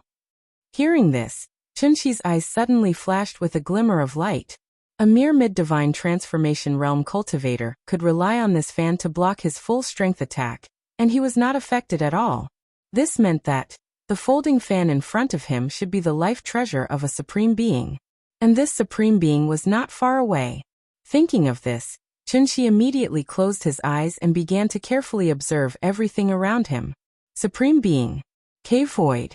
Sure enough, everything was as he expected. Wasn't there a tiny space crack on the Tuoba family's main ship? Pretending to be mysterious. Qin snorted angrily. When he opened his eyes again, a golden light suddenly burst out from his eyes, shooting straight toward the crack. But the moment Qin's eyes shot out the golden light, a slightly old voice suddenly sounded in everyone's ears. Ha ha ha ha, fellow Taoist, don't be angry. This old man will show himself. As soon as the voice fell, an old man with white hair and beard appeared in front of Qin out of thin air. And at this time, when Tuoba Yi saw the old man appear, he immediately held up the folding fan with both hands, and respectfully returned it to the old man. Tuoba Yi greets Spiritual Master Void Pierce stage. Chapter 495. Even if it was a battle between cultivators, they would usually go through hundreds or even thousands of moves. Only when both parties were exhausted would the victor be decided. It was naturally the same for cultivators. Unless there was a gap in cultivation level, even Qin, who was at the peak of divine transformation realm, could not take Yuhuan Tianzuan's life in 2 or 3 moves. Why was Tiandu able to withstand Qin's attacks repeatedly? It was because they had gathered the strength of everyone on the ship. Several thousand immortal cultivators above the gold core stage were using the cosmic stars formation as a medium to gather everyone in the formation. Everyone was bound together for good or ill. And everyone was bound together for good or ill. Let's give a simple example. If Qin's attack was compared to a flood, then the people of Tiandu were a dam. The dam was eroded bit by the flood. When the dam could no longer withstand the impact of the flood, the entire dam would immediately collapse and completely disappear in the torrential flood. Then there was a problem. Tiandu had gathered everyone's strength, but they could only barely hold on for a while. How could this Tuoba Yi, who was only at the middle stage of divine transformation realm, be able to withstand Qin's sword attack without suffering any injuries? How could there be nothing fishy about it? Qin immediately understood why Tuoba Yi could withstand his sword attack. The reason was very simple. Because there was an expert helping him in secret. The folding fan was Taoist Master Chongshu's natal magic treasure. Taoist Master Chongshu himself was a supreme existence. He could freely travel through the void like Qin. Because he had been hiding in the void and was not in the main plane, Even Chen Shi could not discover his existence immediately. Taoist Master Chongxiu? After hearing Tuoba Ye's words, Chen Shi could not help but frown slightly and ask coldly, "You are not a member of Tuoba family?" Hearing this, Taoist Master Chongxiu chuckled. The smile on his face was just like the spring breeze, which formed a sharp contrast with the indifference on Chen Shi's face. "My name is Master Chongxiu. I am the sect master of Jade Clear Grotto Heaven." Jade Clear Grotto Heaven? Chen Shi had long heard of this name from Changhua. Therefore, after hearing the old man's self-introduction, Chen Shi immediately understood everything. Jade Clear Grotto Heaven should be the strongest force in the Supreme Palace enclosure, right? With the current strength of the Tuoba family, even with the addition of Tiandu, they simply could not withstand the fury of Chen Shi. Tuoba Yi was very smart, but he was also very greedy. Just like Tobagwe. This was human nature. The moment Tuoba Yi received the news, he began to repeatedly weigh the gains and losses. As he thought about it, he finally couldn't resist the temptation and made the same choice as Tobagwe. Benefits always coexist with risks. If the ownership of Tiandu was viewed as a benefit, then Chen Shi was the greatest risk. Just like doing business, in order to ensure that the Tuoba family would not go for wool and come back shorn, Tuoba Yi made up his mind and took the initiative to find immortal Chongxiu, hoping to share the risk of the Tuoba family and obtain benefits in a more secure way. One had to know that immortal cultivators were all people who would not rise early without benefits. Therefore, although Reverend Chongxiu appeared to be kind and harmless, he might have secretly done a lot of atrocious and inhumane things. Jade Clear Grotto Heaven? Why did immortal Chongxiu come here? Wasn't it because he wanted to get a share of the profits? Therefore, Chen Shi was too lazy to talk nonsense with him. With a clench of his right hand, the divine sword Dharma idol appeared in his hand again. "Get out of the way. Since you and I are at the same level, you should know that you can't stop me. It's not easy for me to kill you, but killing him is like killing a chicken." Before his voice fell, Chen Shi turned into a stream of light and disappeared in front of immortal Chongxiu. At this time, Tuoba Yi on the side did not even have any reaction. The divine sword Dharma idol suddenly appeared from the void, and then slashed down at him. Didn't Tuoba Yi feel very proud of taking Chen Shi's sword head-on just now? Therefore, Chen Shi wanted to see if Tuoba Yi could still be proud now. A cold light flashed, and Tuoba Yi suddenly opened his eyes wide with an expression of disbelief on his face. He never thought that Chen Shi actually attacked him so abruptly in front of Taoist Master Void Pierce. This sword strike was simply too fast. It was like teleportation. With the flash of the sword light, an extremely fine wound appeared between Tuoba Ye's eyebrows. And this was obviously the true power of the Moonlight Sword technique. The first move of the Moonlight Sword technique. A sword hiding in the void. This sudden turn of events caused Taoist Master Void Pierce to be stunned on the spot. Everyone was at the insightful Void Realm. Who could be faster than the other? Therefore, in the situation where Chen Shi had the upper hand, immortal Chongxiu had no time to rescue him. Arrogant. Arrogant to the extreme. "I'm so angry." Reverend Chongxiu let out a long whistle. The folding fan in his hand suddenly flew out like a sharp flying disc, following closely behind Chen Shi. Seeing this, Chen Shi smiled coldly and escaped into the void again. Insightful emptiness. Insight into the void, traversing freely.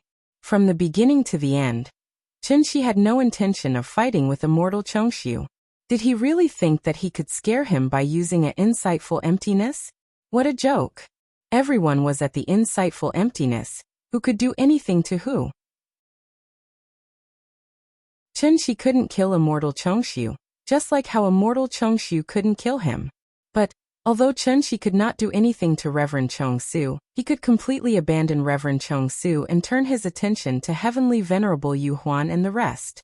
Therefore, after immortal Chongxiu made his move, Chen Shi didn't pay attention to him at all.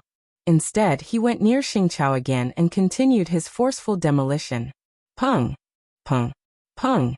Chen Shi flew in front with his long sword, while immortal Chongxiu chased behind with his fan. The two of them started a game of "you chase me" around Xingqiao. However, the long sword in Chen Shi's hand didn't stop for a moment. As he continued to attack, the casualties of Tiandu also increased. In the end, almost no gold core realm cultivator could still stand on the ship. It's over, the great formation is about to break. Quickly support. As the saying goes, no egg can remain intact when the nest is overturned. Seeing that the situation was so critical, several celestial venerables no longer cared about preserving their strength. They had to jump into the eye of the formation and forcibly prolong the life of the tottering heavenly cycle star formation. But at this moment Tabagwe, who had been steering the ship, suddenly exclaimed, "Venerable! We have arrived at Supreme Palace enclosure." Hearing this, Yuhuan Tianzuan immediately came to his side. After looking down at the land below, Yuhuan Tianzuan's eyes flashed with a trace of sternness, and he ordered coldly, "Continue flying, don't stop." Ah! Tabagwe seemed to not understand what he meant. Continue flying? Fly to where? They had already arrived at Supreme Palace enclosure. Why didn't they scatter and flee? Anyway, no matter how strong Chen Shi was, he was only one person. As long as everyone ran separately, could he really catch them one by one? Seeing this, Yuhuan Tianzuan didn't have the slightest intention of explaining. Instead, he seemed to suddenly think of something and suddenly asked, "Where is Jade Clear Grotto Heaven?" "In Central State." "Then go to Central State, quick."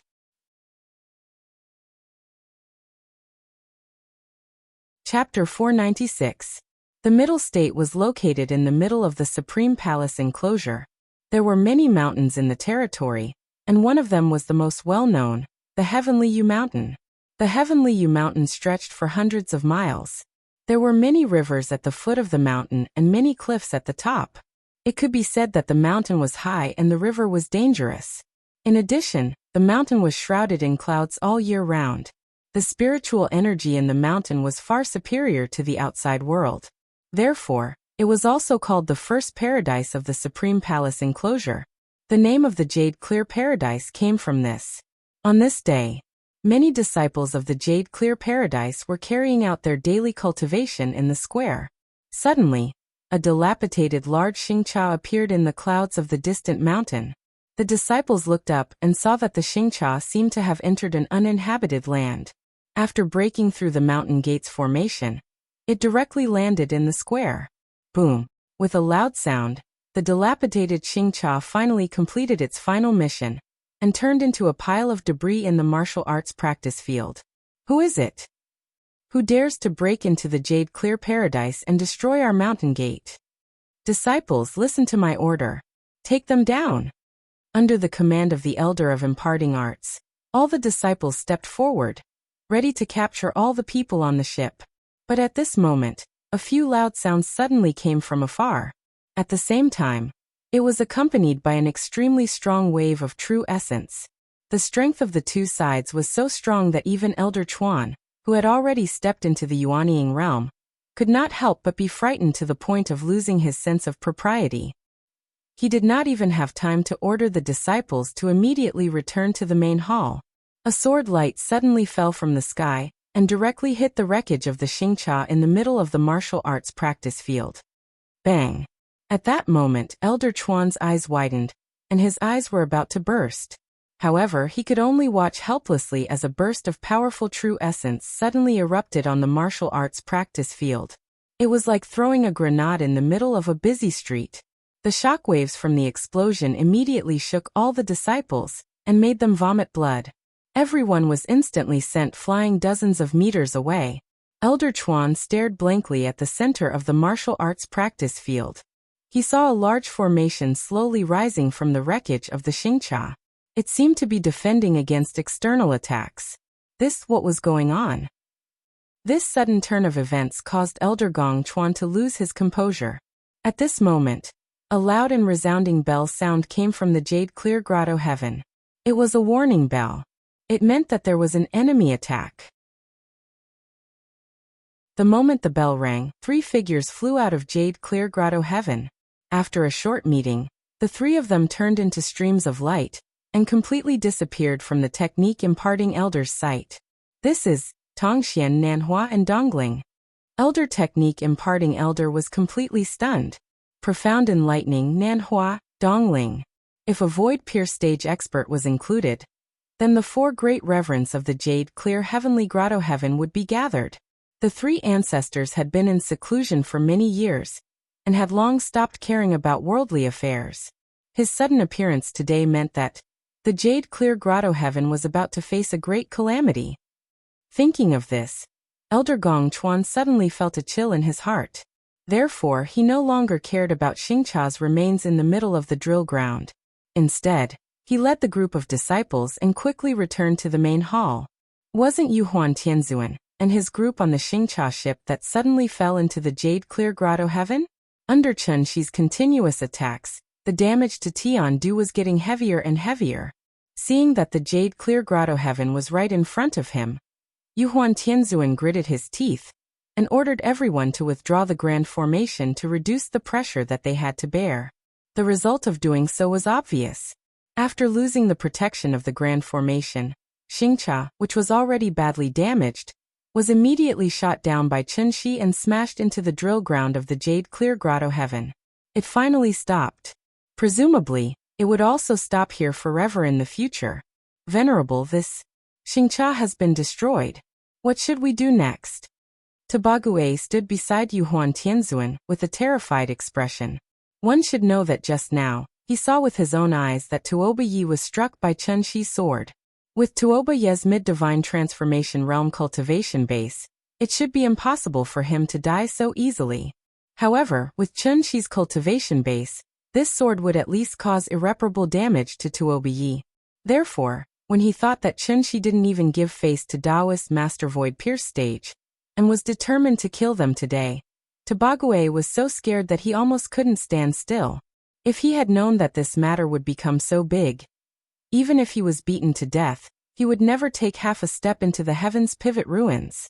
At this point, the third party, including Taoist Master Void Pierce stage, had reached the point where they couldn't back down.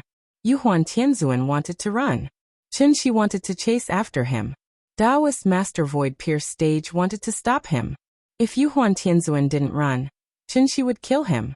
If Chen Shi didn't kill him, how could the Heart Demon Oath be fulfilled? As the third party, if Taoist Master Void Pierce stage couldn't stop Chen Shi, where should he put his old face? Due to the above reasons, today's matter was destined to be difficult to resolve.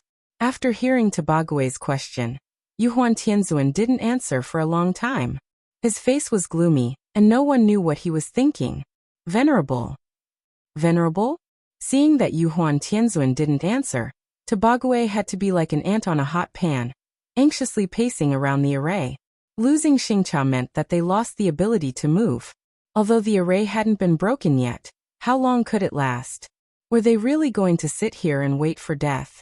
Tabague was annoyed. If it weren't for the fear that Yuhuan Tianzuan might suddenly turn hostile, he would have already fled. Just as Tabague was anxious, a dazzling light suddenly bloomed in the distant sky. Immediately afterward, 5 figures appeared out of thin air in the huge martial arts field.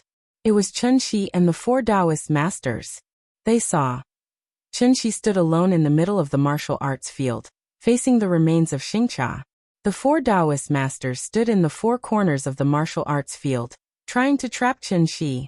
Although Chen Shi was surrounded by the 4 Taoist masters, there was no panic on his face. Instead, there was a faint smile on his face, like a hunter who was preparing to capture his prey from a trap. Even if he was surrounded, Chen Shi's attention wasn't on the 4 Taoist masters at all. Instead, it was focused on Yuhuan Tianzuan. Chen Shi and Yuhuan Tianzuan looked at each other across the air. He didn't make any move. After the 4 Taoist masters looked at each other, they had to forcibly suppress the idea of striking first. One had to know that this was a battle between Taoist masters. Although they had the advantage in numbers, if they really started fighting, it would take a while for them to end the battle. If Chen Shi was determined to fight here, wouldn't the Jade Clear Grotto Heaven be destroyed because of this? At that time, where would they go to cry? The 4 Taoist masters had scruples in their hearts, so they didn't dare to take the initiative to provoke him. The scene suddenly calmed down. Chen Shi just looked at Yuhuan Tianzuan quietly, without any emotional fluctuations in his eyes. If it was said that he was a bloodthirsty beast before, then he was now a bloodthirsty beast. Then at this moment, Chunxi was a quiet pool of water, so calm that there wasn't a single ripple. And under Chunxi's gaze, Yuhuan Tianzuan couldn't help but feel an inexplicable pressure in his heart. At that moment, Yuhuan Tianzuan felt like a monkey in a cage. He finally understood. He understood why Chunxi was smiling. So he couldn't help but shake his head and laugh like Chunxi. But that smile, it obviously looked a little forced. Some choices, once made, can never be turned back. I think you should understand now, right? Chunxi was the first to speak, breaking the silence. Suddenly, a cool breeze blew from the mountain range in the distance, causing the branches to rustle and sway. It made the martial arts practice ground look especially cold and cheerless. The scene in front of them was really out of everyone's expectations. Why did the four Taoist masters move together? Wasn't it because they were worried that Chunxi might wreak havoc in this pure land of inheritance? But the result? When Chunxi really forced Yuhuan Tianzuan into a desperate situation, he didn't seem to have any intention of immediately making a move. What was going on?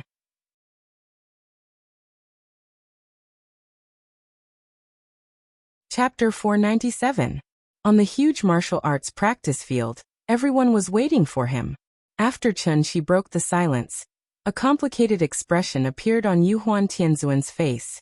No one knew what he was really thinking, and no one could understand his complicated feelings.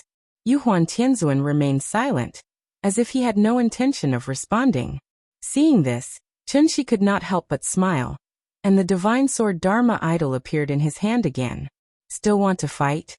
Seeing Chunxi take out his sword, the four perfected masters' expressions changed drastically. They immediately retreated to the direction of the main hall, afraid that the main hall would be destroyed by the battle. Two Supremes and two peak soul formation cultivators. This was the true strength of the four perfected masters, and also the reason why the Jade Clear Grotto Heaven could dominate the Supreme Palace enclosure. Even so, they did not want to continue fighting, because Chunxi was a supreme being. As long as a cultivator reached the insightful emptiness realm, their survival ability would skyrocket. Unless they could accurately find the threads of law that Chunxi controlled, the four perfected masters would not be able to stop Chunxi. The world was so big, where could he not go? Chunxi was alone. Even if he turned the Supreme Palace enclosure upside down, it would have nothing to do with him. Since the four perfected masters were responsible for the inheritance of the Jade Clear Grotto Heaven, how could they allow this land of inheritance to be affected by the flames of war? Therefore, even though Taoist Master Void Pierce had been brushed off by Chunxi earlier, he had no choice but to restrain the thought of making a move at this moment. Instead, he persuaded Chunxi with kind words. Fellow Taoist, listen to this old man. I've never heard of a supreme being in the Dubhe ruins. Since you've appeared, it means that you should be the owner of the Dubhe ruins. Now you've chased after this group of people for thousands of miles. There must be a reason for this. There must be a reason to kill them. This is a matter of the Dubhe ruins. The Jade Clear Grotto Heaven should not be involved. But now this matter has already affected the Supreme Palace enclosure.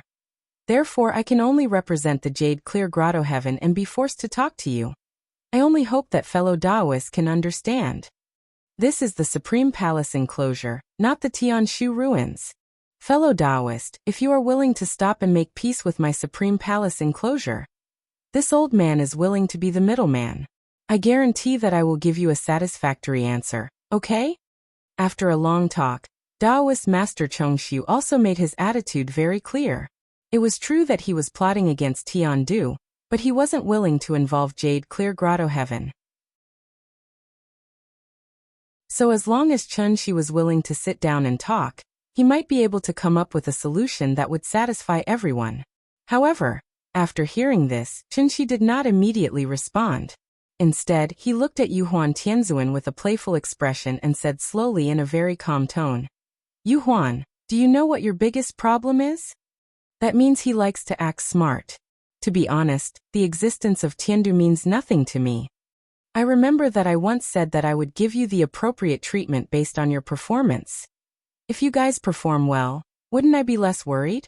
At this point, Chunxi suddenly shook his head and continued in a sigh, what a pity, what a pity. You are too arrogant. This kind of arrogance has been deeply rooted in your bones. You are the master of Tiandu, so you can't tolerate being a prisoner at all. No matter how good the conditions I give you, as long as there is a chance, you will still choose to be my enemy. Am I right? Chen Shi's voice came to an abrupt stop. He had said what he should say. There was no need to say what he shouldn't say. Why did he chase him all the way to the Supreme Palace enclosure? The heart demon oath was only one of the reasons.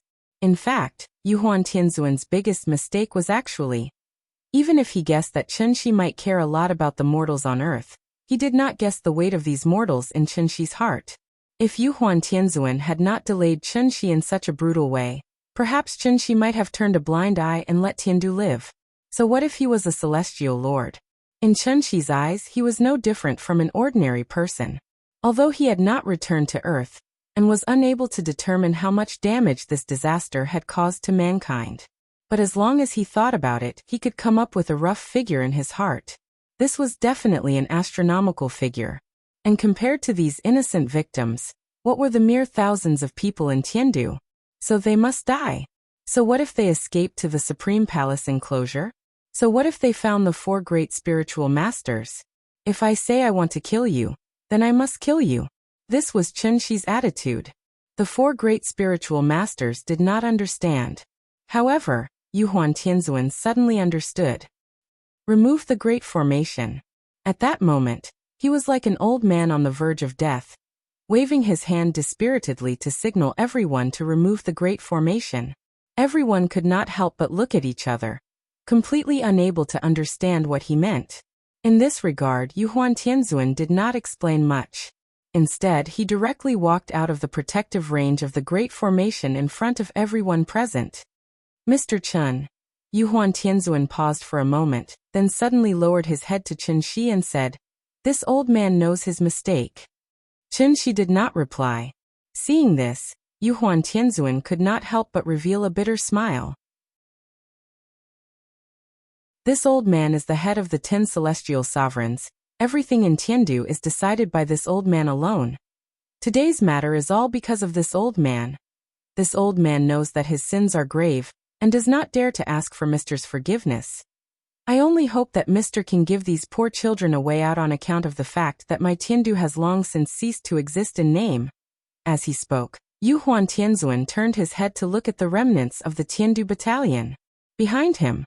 At this time, everyone finally understood what he wanted to do, so they all tried to dissuade him. Sky Sovereign, we are not afraid of him. Come back quickly. We can still hold on. At most, we'll just die in the bird's nest. What are we afraid of? Right. We're not afraid of him. For the prestige of the sacred ancestor. For the glory of Tiandu. These people in front of him were the last hope of Tiandu. Yuhuan Tianzuan silently looked at the crowd, but the corner of his mouth suddenly revealed a faint smile. Then he turned to look at Chen Shi. Didn't Chen Shi want him to give a reasonable explanation? Then try your best.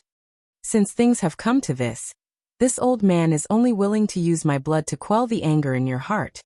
I only hope that Mr. can let them live. Sigh. After a deep sigh, this Yuhuan Tianzuan, who had been in charge of Tiandu for hundreds of years, completely turned into a cloud of smoke and disappeared in front of everyone's eyes. However, even though Yuhuan Tianzuan had died on the spot, the sword in Chen Shi's hand still did not disappear. He looked at everything in front of him indifferently.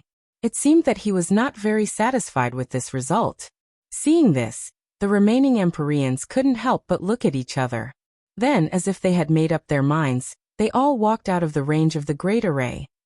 The successive deaths of the 10 Empyreans seemed to announce the end of the era that belonged to Tiandu. And with their fall, everything that happened today was destined to be recorded in the annals of history. On this day, Chen Shi alone, in the Supreme Palace enclosure's jade clear grotto heaven, forced back the 4 great spiritual masters, and forced the 10 Empyreans to their deaths. The Lord of the Sky's core. From this, his might shook the Supreme Palace enclosure.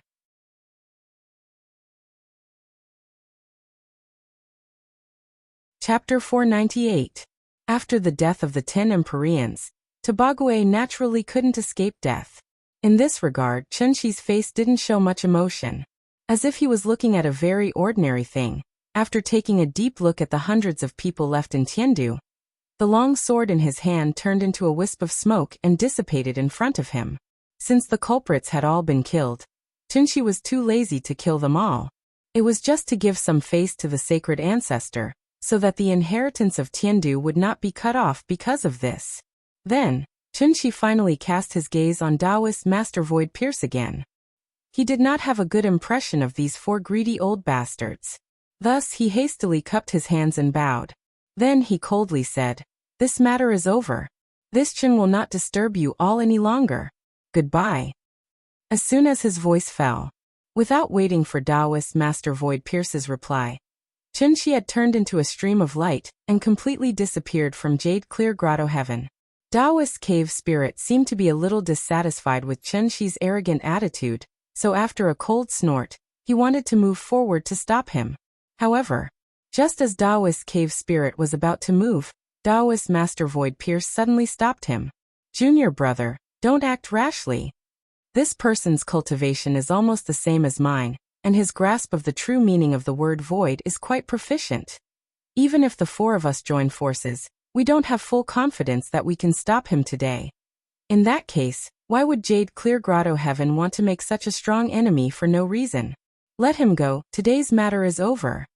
In addition, regarding the aftermath of Tiandu, everything will be handed over to Junior Brother Tongxian to deal with. Junior Brother Cave Spirit, come with me, Senior Brother has something to say to you." Qinshi left the Supreme Palace enclosure just like that. He didn't even bother to think about any problems related to Tiandu, because everything that happened next had nothing to do with him. And the reason why he didn't kill Tiandu was actually because of this. The 4 Taoist masters seemed to have lost face, but in the end, they also got the benefits they wanted, namely, the remnants of Tiandu. Tiandu represented an era that was completely different from the Supreme Palace enclosure. The 4 spiritual masters could tolerate Qinshi brushing away their face, but they absolutely could not tolerate Qinshi killing the remnants of the Tiandu division in front of them. If that was the case, wouldn't it mean that all their hard work today was in vain? Although the celestial sovereigns of the 10 directions had fallen, the sacred ancestor Taiching's inheritance had been passed down. This was the inheritance from the Dubhe ruins. How could the Jade Clear Grotto Heaven not be tempted? And this was the bottom line of the 4 sages. If Qinshi's bottom line was to kill all the culprits, then Yuhuan Tianzuan's bottom line was to let Tiandu's inheritance continue. All 3 parties had their own bottom lines. In the end, it was obvious that the final result could only be produced under the condition that these 3 bottom lines were not touched. Back to Qinshi. After leaving the Supreme Palace enclosure, Qinshi did not rush back to Earth immediately. Instead, he stayed near the Aot Nebula for a while. Everything that had happened before could be considered as a reminder to Qinshi. After losing the protection of the grand formation of sun, moon, and stars, the solar system had long been reduced to a vegetable market where everyone could enter and exit freely. Naturally, Qinshi was very dissatisfied with this. The universe was so big. If the Supreme Palace enclosure could appear today, who knew what kind of terrifying monster would appear tomorrow? The current Earth was still too weak and could not withstand such repeated torment.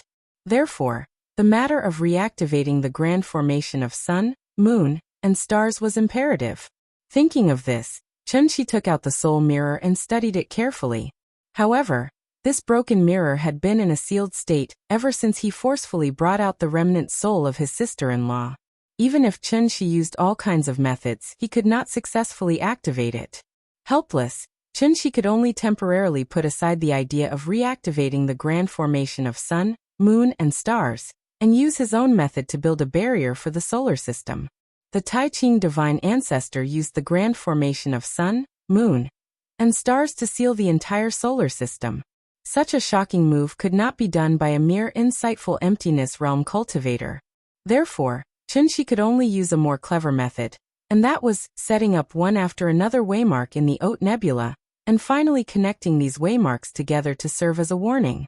Although the waymarks could not prevent outsiders from entering like the grand formation, Qinshi could be informed of the news immediately and set off to check it out. Although this arrangement was a little strenuous and unrewarding, It played a certain defensive role. Presumably, today's incident would not happen again. Besides, judging from the commotion she had caused at the Supreme Palace enclosure earlier, even if someone wanted to sneak into the Tianshu ruins to investigate in the future, they would probably think twice before doing so. After all, there was a living paragon living inside. Because the Haute Nebula was simply too big, by the time she finished setting up the waymarks and successfully returned to Earth, nearly half a month had passed. This was the first time she had left without saying goodbye. The little girl clearly remembered what she had said to her before he left. Therefore, every day after school, she would sit in the courtyard with Big Cat in her arms and stare at the sky, constantly muttering when her father would come back. The April sun shone on the ground, causing the calm lake to sparkle. The willows on the shore of Hohai gently swayed their bodies, as if telling passers by the beauty of summer. In the blink of an eye, that cute little girl back then. She was almost 7 years old now. 7 years old. Whenever a child reached this age and stayed in school for a period of time, there would inevitably be some new changes in their body. The words primary school student. In fact, it was a sign that she had already entered another important stage in her life. Because at this age, children would no longer be as ignorant as before. Instead, they would learn to think like adults. For example, Nian was now thinking about a very important question. Big Cat, I remember you could become bigger in the past? I was riding on top of you. Why can't you become bigger now? Hurry up and show me. As she spoke, Nian picked up Big Cat with both hands, lifted it in the air, and shook it left and right. In this regard, Big Cat rolled its eyes and pretended not to hear. One had to know that Qin Ruoying hadn't even returned home when the little guy rode the Big Cat. And as she grew older, She had already ordered Big Cat not to change back to its original form. After not seeing Big Cat for 2 or 3 years, the little girl's memory would inevitably be a little different. Therefore, she could not help but wonder if she remembered wrongly. With Big Cat's small body, how could it carry her? Girls develop earlier than boys. In addition, she would be 7 years old next month, so Nianyan's height had already reached 1.2 meters. She had to buy an adult ticket to board the plane. But what about Big Cat? This guy was still the same as before, a little bigger than a fart, as if there was no change at all.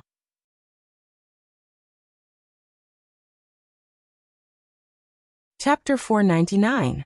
April in the Human World. Hundreds of flowers bloomed, willow trees were graceful, clear water conveyed love, mountain ranges were covered in fragrances everywhere. It was a sunny afternoon, but faint thoughts were flowing slowly in this overflowing spring. Nianyan hugged Big Cat and sat quietly on a chair. However, her pair of beautiful big eyes looked around from time to time. She only hoped that in the blink of an eye, she would be able to see her father suddenly appear by her side. Perhaps she was already used to Chun-Shi not being at home for a long time, so after the little guy was in a daze in the courtyard for a while, he hugged Big Cat and ran out of the Chuehua gate. "Mom, I'm going to find Wanwan and Mingming to play." After saying that, without waiting for Qin Ruoying to reply, the little guy had already opened the gate. This was her daily schedule outside of school. Either the brothers came to her house to watch cartoons, or she went out to find the brothers to walk around outside. Every time at this time, Cheng Hua and Yi Ji would follow behind her with a frown, looking at the 3 little guys running around Hohai. The way of the world now was not the same as before. In the past, no matter the age of the child, as long as they learned to run, they could play with the group. Their parents might come from the same brigade, or from the same courtyard. In short, no matter the age, the children would always naturally gather together. A group of people would run over, and a group of people would run over. At that time, there were no exquisite toys. Among the children, there would naturally be a child king. Then, under the lead of this child king, a group of people would go up the mountain to catch cicadas today, and go into the water to catch fish tomorrow. Once the weather was bad, everyone would hide in the old factory to play hide and seek, play jump rope, and live a happy life. Such a pure childhood. Thinking about it, it was very beautiful. But it was a pity, with the change of time, these forms of entertainment had basically bid farewell to the children's childhood. Instead, there were mobile phones, iPads, cartoons, and all kinds of exquisite toys. The times were progressing, but people's hearts were becoming more and more indifferent. In the past, as long as a child stood outside the door and shouted, even if the child was only 4 or 5 years old, the parents could let him go out to play without worry. What if they tried it now? Wouldn't their parents chase after them with a broom? It was rare to see parents who allowed their children to roam freely in the neighborhood. More and more children were restricted by their parents to a safe range that they could accept, which also led to the children having less and less contact with peers of the same age. There was an essay question called My Little Friends in primary school Chinese. The frequency of this question appearing was second only to the most unforgettable thing, and my parents. Who knew which little friend the children were thinking of when they were writing this essay? Luban number 7 or Arthur? The 3 little fellows strolled around Hohai. After seeing many people swimming in the water, they stood by the shore and eagerly watched. They had learned how to skate, but they had not learned how to swim yet. Therefore, after seeing so many people frolicking in the lake, the 3 little fellows were immediately moved. The water quality in Hohai is very good. Swimming in the wild here can be considered a custom of the old Shangjing people. Although the authorities clearly prohibited swimming in Hohai, it couldn't stop the enthusiasm of the local people. Once the weather warmed up, more and more people would sneak to Hohai to swim. Nian, I heard from the teacher that cats can swim. How about, let's throw Big Cat into the water and see if it can swim? Summer vacation was in 2 months. When school started in the second half of the year, the 3 of them would officially enter the 2nd grade. As they got older, the brothers came up with more and more bad ideas. One guessed that if she sneaked into the water, Gu Lao would drag her to the yard and beat her repeatedly when she got home. Therefore, she came up with the idea of the big cat. The old man strictly forbade them from swimming in the river, but he didn't say that Big Cat was not allowed to swim in the river. Therefore, after hearing Wenwen's suggestion, the little fellow was obviously moved. She had been to the sea, and she had also been to the water. However, the turbulent water was obviously different from the calm lake in front of her. And because she had seen the sea, the moment she heard Wenwen's suggestion, Nian was slightly excited and said to the big cat, "Big cat, do you like swimming? Swimming is fun. I'll take you to swim, okay?" The big cat was lying lazily in her arms and taking a nap. The moment it heard the little fellow say that she was going to take it to swim, its feline instincts made its hair stand on end. Meow. The 3 children were standing by the lake, and there were steps under the river embankment. According to Nian's idea, after letting the big cat swim in the water, they could stand here and take the big cat back. Therefore, she didn't even wait for the big cat to come back to its senses. As soon as she finished speaking, she suddenly let go and threw the big cat directly into the back of the lake. Meow. This time, the big cat was really panicking. As a cat, it was one thing to be able to swim, but it was another thing to be afraid of water. Therefore, the moment it was thrown out by Nian, the big cat began to twist its body crazily in the air. It wanted to borrow strength, but it couldn't find any place to do so. It could only watch as it got closer and closer to the deep lake. Meow. With a shriek, its body suddenly expanded by 30% in the air. It was instinctive to be afraid of water. Driven by its instincts, it obviously didn't care about Chen-Shi's constant warnings. Therefore, the moment the big cat was about to fall into the water, its body grew at least 2 to 3 times its original size. But at this moment, a ray of vital energy shot out from nowhere, and then it forced the big cat back into its domestic cat form. Splash. With the sound of falling into the water, the big cat seemed to have suffered a great grievance, and soaked in the water, it meowed miserably. Nian, look. I told you it could swim. Seeing that the big cat didn't sink into the water, the 2 brothers immediately shouted happily. However, when Nian saw the big cat's pitiful appearance, she suddenly thought of something, so she quickly walked down the steps, then stood on the shore and waved at the big cat. "Big cat, come over quickly, the water is cold." As she spoke, Nian reached her hand into the lake. The lake was indeed very cold. "Big cat, I'm sorry. The water is so cold, I shouldn't have thrown you into the water. Come, I'll hold you, this way you won't be cold, right? After pulling the big cat out of the lake, Nian began to apologize to the big cat. She completely ignored the big cat's wet body and directly hugged the big cat into her arms, trying to use her body to drive the cold away for the big cat. Seeing this, the two brothers couldn't laugh anymore. At this time, they finally realized that they were in the wrong, so they imitated Nian, surrounded the big cat and apologized with a heart full of guilt. Exploration and practice. This was a process that children had to go through in the process of growing up. Because of the immaturity of the mind, they would always do a lot of unreasonable things unintentionally. At this time, the effect of a parent's blind punishment was far less than the correct guidance. Even if Chun-Shi wasn't by her side today, Nian still quickly realized that she was in the wrong. What did this mean? It meant that she was really starting to grow up and gradually forming her own worldview. You have such a cute and sensible daughter. Mr. Chun, you're so lucky. I'm so envious. Just as the three little guys were running in circles around the big cat, Chun-Shi and Jiang Yan silently appeared not far behind them. In fact, Chun-Shi had come back a long time ago. It was just that he saw that Nian was having fun, so he didn't show up to disturb them. And the reason why Chun-Shi didn't go home immediately was because, of course, it was because of Jiang Yan. After all, if Jiang Yan hadn't arrived in time, Heavenly Venerable Yu Huan might have been served with good food and drinks by the Tuoba family right now.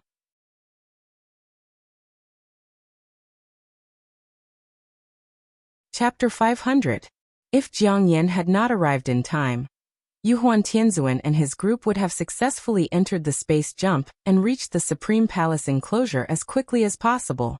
Although Chun-Shi could chase after Yu Huan Tianzuan to the Supreme Palace enclosure after dealing with the Tuoba family's men of sacrifice. But by that time, Tiandu's group might have already broken up into pieces and scattered in the Supreme Palace enclosure. Could it be? Could Chun-Shi plow through the Supreme Palace enclosure and find everyone in Tiandu even if he had to dig 3 feet into the ground? Even if Chun-Shi really had the leisure to do so, he did not have so much time to waste in the Supreme Palace enclosure. Therefore, it was obviously the best result to be able to catch the remnants of Tiandu before they scattered. Chun-Shi was very satisfied with this result. The matter of thanking Jiang Yan was naturally within reason. This was a catastrophe that affected the whole world and appeared almost everywhere at the same time. Although the disaster did not last long, it still brought huge losses to mankind, and the American continent suffered the most. This disaster was unanimously named by scientists all over the world Skyfire. It was said to be a supernatural phenomenon caused by a solar storm. As for the specific cause of Skyfire, scientists were still researching and had not yet given a rigorous and reasonable report. Skyfire swept across the world, but Huaxia was the least affected. Only the city of Zygase and a few surrounding villages and towns were attacked by Skyfire. As Europe was too close to Asia, they were the first to receive support from Diyu Island. Africa was poor and Australia was small. These places were sparsely populated and were not the first target of the Tuoba family. Therefore, the American continent, which was far away at the other end of the Pacific Ocean, naturally became the disaster area. Olmi had been through a lot in the past few years.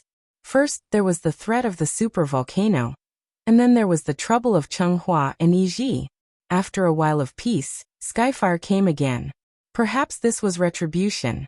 Olmi did not do bad things in Central Asia because of oil, which directly caused the local people to suffer the pain of war. After the Skyfire incident, Olmi could finally have some peace and quiet. Nowadays, the TV stations broadcast the disaster situations all day long. But for the viewers watching the TV, as long as the disaster did not befall them, wouldn't they still be eating and sleeping every day? Disaster relief? That was a matter for the country. At most, the commoners would chat with each other after a meal. Jiang Yan accepted Chun-Shi's thanks with a smile. In addition, he also brought a slightly surprising piece of news to Chun-Shi. That was, Diyu Island had officially joined the Wu Lian. Because of this, Jiang Yan became one of the Wu Lian tycoons. His status was even higher than Qin Yongwang and Wang Chuanjiu. All in all, Jiang Yan was much more sensible than Yu Huan Tianzuan.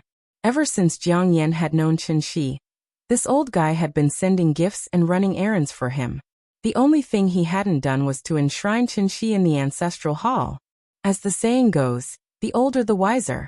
Combining the information collected by the 9 serenities and the bits and pieces of information he heard from Qinshi, Jiang Yin immediately connected the dots and guessed most of it.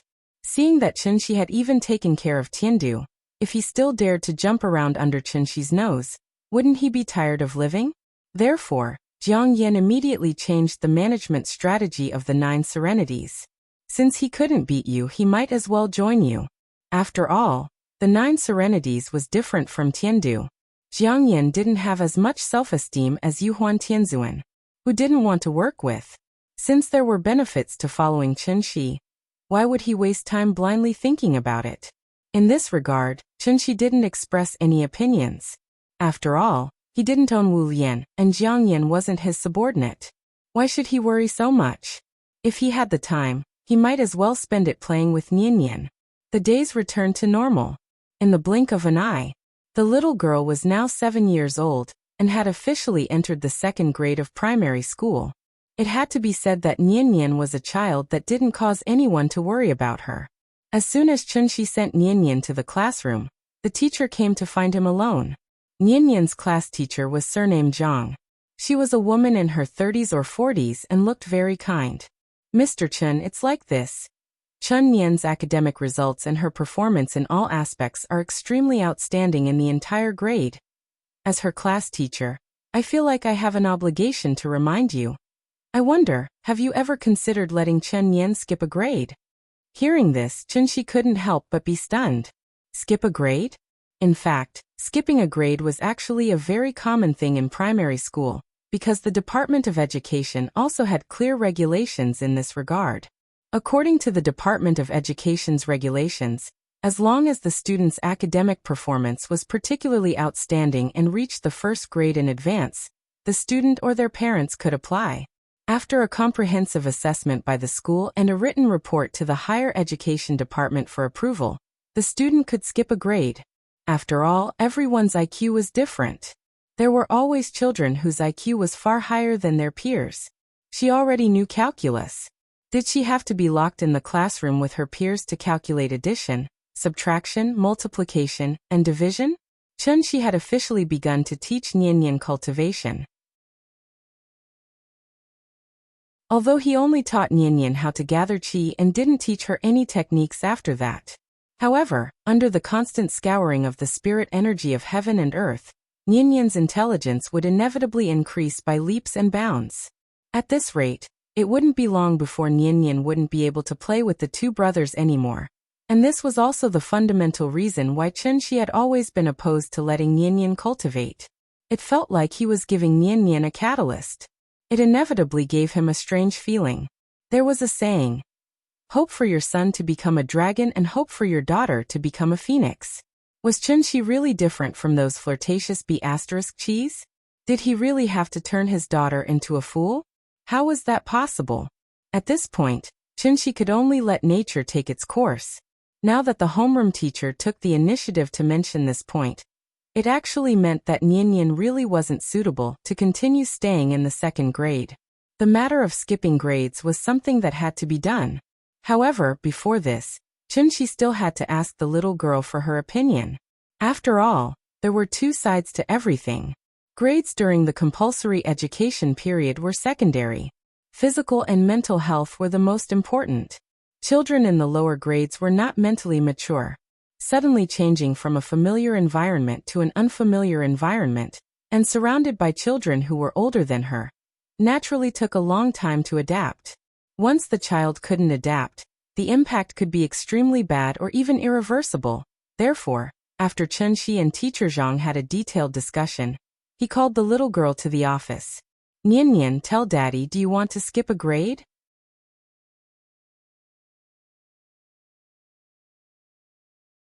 Chapter 501. Skip a grade? The little girl blinked her eyes, as if she did not understand what Qinshi meant. Seeing this, Qinshi patiently explained to her.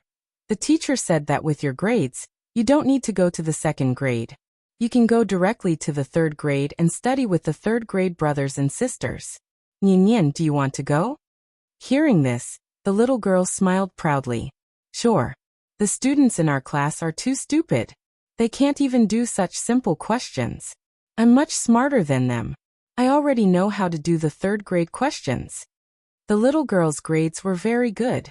It was inevitable that the teacher would take the initiative to give her special attention. So she had already done the third grade questions before. And this was also the reason why the teacher took the initiative to ask Chunxi to let Nian skip a grade. To Chunxi, grades were naturally secondary. A child's physical and mental health was the most important. Therefore, even if the little girl showed an eager look, Chunxi was still a little worried and reminded her, Nian, you have to think carefully. You're now a student of the second grade class. If you skip a grade, you'll be a student of the second grade class. Look, the second grade class is there. As he said this, Chunxi led the little girl to the window, then carried her and indicated to her to look at the classroom opposite. That was the second grade class.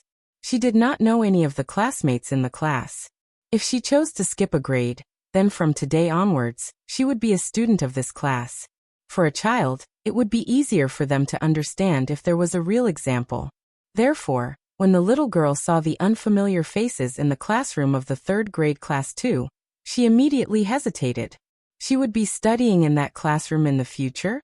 The little girl stared at the classroom opposite. The expression on her little face was very serious. She did not immediately express her opinion. However, Chunxi saw the hesitation in her, so he immediately turned around and smiled at Teacher Zhang. Was there a need to say this? Nian must be scared. Instead of forcing her into an unfamiliar environment, it was better to let her stay in the second grade class. At least it wouldn't bring too much psychological pressure to her. Chunxi's mind turned, and he suddenly made a decision. Zhang Laosher didn't have any objections to this. After all, she had seen too many situations like this. Basically, every year, a few children would face such a choice. There were pros and cons to skipping grades, so she was only responsible for making suggestions. The final decision was still in the hands of the parents. Thank you for your concern, Teacher Zhang. As you can see, this child doesn't seem to be very willing, so the matter of skipping grades. Chunxi turned around and thanked Teacher Zhang. But at this moment, the little fellow suddenly interrupted him. Dad, what are the benefits of skipping grades? After saying that, the little guy looked up at Chunxi, his eyes filled with curiosity. Benefits? There are many of them. Look, you have to study for a full 6 years in primary school. If you skip grades, you will study 1 year less than others. You will enter secondary school and even university earlier. Taking 10,000 steps back, if your results aren't good in the future, you can even repeat a year more than others. No matter how you look at it, it's still a win. Of course, with your results, repeating a year is definitely impossible. Dad believes in you. Chunxi briefly explained the benefits of skipping grades to the little fellow, and didn't forget to encourage her at the end. Hearing this, the little fellow put on a thoughtful expression. She already understood the benefits of skipping grades. As for the disadvantages of skipping grades, in fact, Chunxi didn't need to point it out. The little fellow could clearly feel it herself. Chunxi never forced the little fellow. So when he saw Nian's hesitation, he immediately made a decision in his heart. However, Chunxi didn't notice. The little fellow had already learned how to read people's expressions. So even if he didn't express any attitude, the little fellow could keenly sense that her father still hoped that she would choose to skip grades. After all, for any parent, if their child could skip grades, it would be a great thing. Because this showed how outstanding their child was. Chunxi felt sorry for the little fellow, just like how the little fellow felt sorry for him. Nian didn't want to disappoint Chunxi. Therefore, after thinking about it seriously, she said to Chunxi with a determined face, Dad, I want to skip grades. This time, it was Chunxi's turn to be surprised.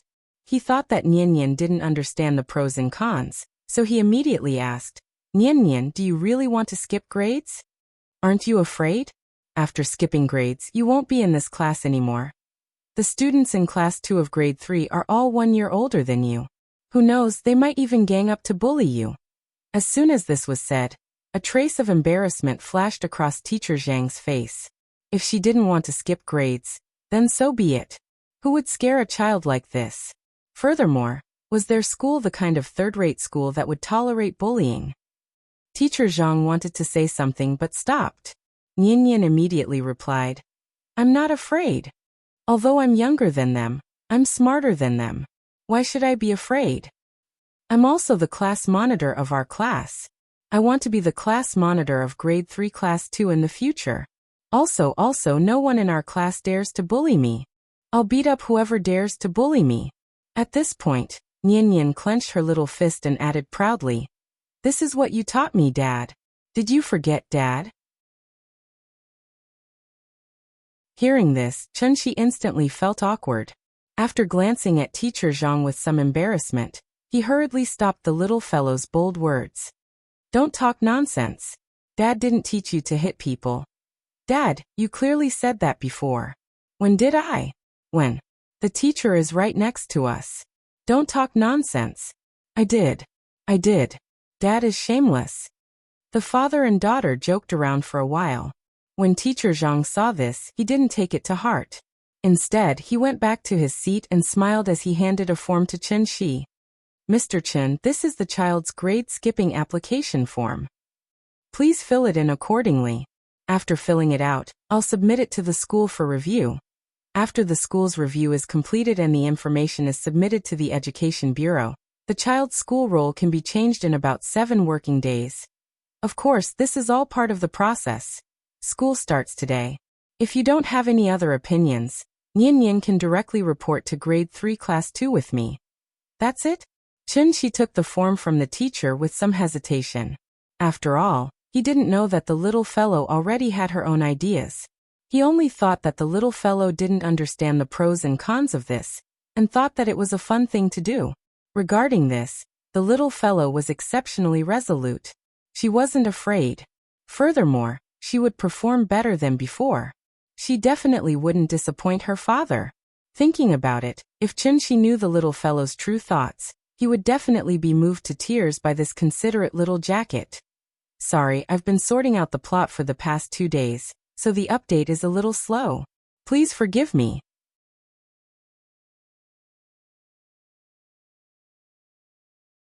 Chapter 502.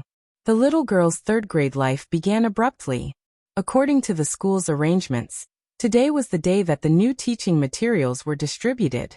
Hence, after the little girl returned to second-grade class 2 and picked up her backpack, she left the classroom that was supposed to belong to her under the watchful eyes of her classmates. At that moment, Chen Shi saw a proud expression on the little girl's face. It had to be said that this child really made her father proud. Under the guidance of the teacher, Nian quickly arrived at the entrance of third-grade class 2. The form teacher of third-grade class 2 was also a middle-aged woman with the surname Li. She was slightly chubby and looked exceptionally amiable. It should be known that the form teachers of elementary schools were usually not changed easily. From the day the child entered school, the form teacher would always be by their side for the next 6 years until the child graduated. Hence, the moment teacher Li saw Nian, her face was so happy that flowers were about to bloom. Since this child could skip grades, it meant that she had huge potential. In Huaxia, the child's results were naturally the teacher's achievements. Wasn't this equivalent to her picking up a huge bargain? Teacher Li was so happy that she wanted to help Nian carry her backpack. But she didn't expect that. Her suggestion was politely rejected by the little girl. Thank you, teacher. I'm a student. I should carry my own backpack.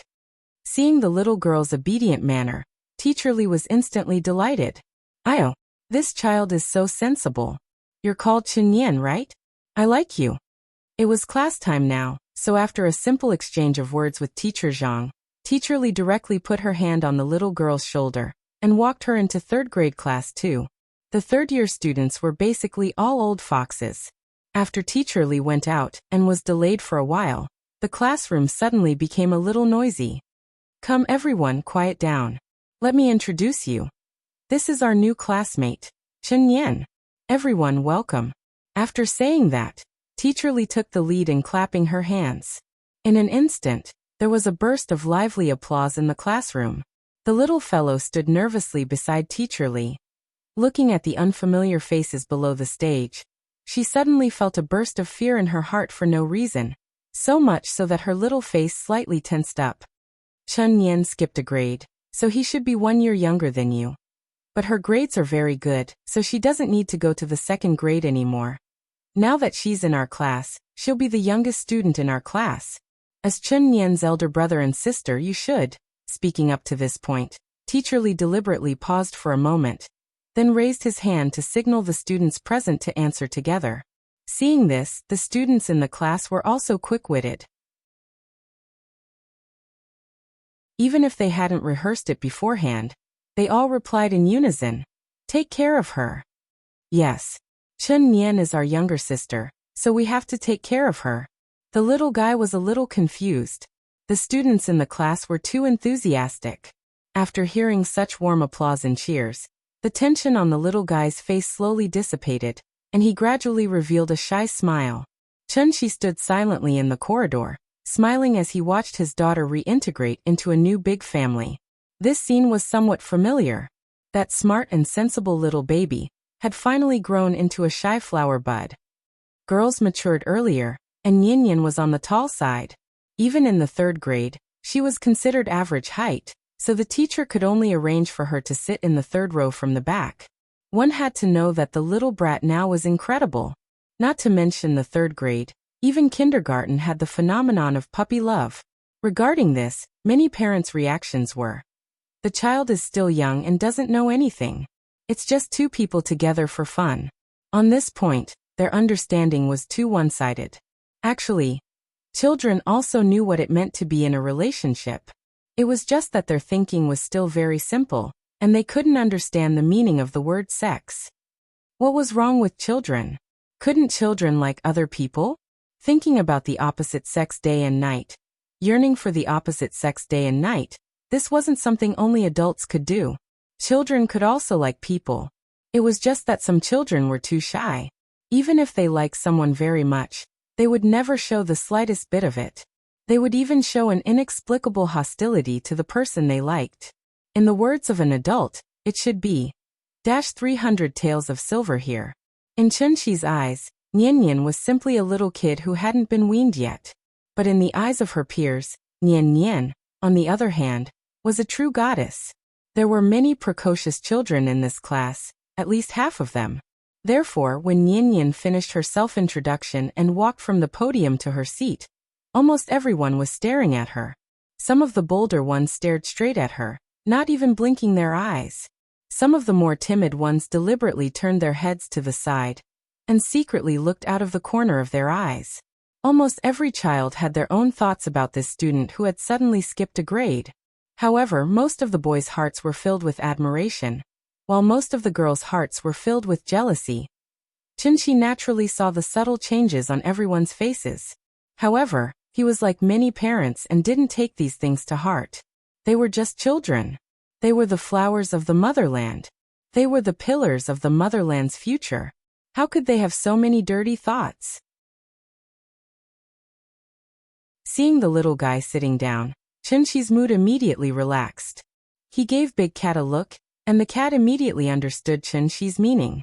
So, like a wisp of smoke, it leapt up to the big tree in the middle of the school building, and then laid down on a tree branch facing 3rd year class 2 to take a nap. Then, Chun-Shi nodded at the teacher through the window to thank him, and then quietly left. The little guy seemed to have noticed that her father had left, so she quickly looked out of the window, but there was no one there. Seeing this, a trace of disappointment flashed across her face. But soon, this disappointment disappeared with the new teaching materials handed out by the teacher. By the time she took out a fountain pen and solemnly wrote her name on the first page of each book, her 3rd year studies had officially begun. Thieves in 1st grade, thieves in 2nd grade. No one chased after the 3rd grade beauties. Love letters from the 4th grade flew everywhere. Piles of homework from the 5th grade. Pairs of lovebirds from the 6th grade. This is our class song. Once it was too loud and alarmed the teaching director. Then, the whole class was scolded by him. Well, at that time, I was in 3rd grade. The last few lines are more serious, so I won't write them here.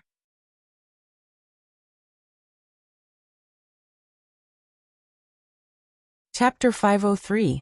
After settling the little girl down, Chunxi left the school. As soon as he walked out of the school gate, he looked up and saw Qin Ruoying in a white dress, waiting quietly by the side of the road.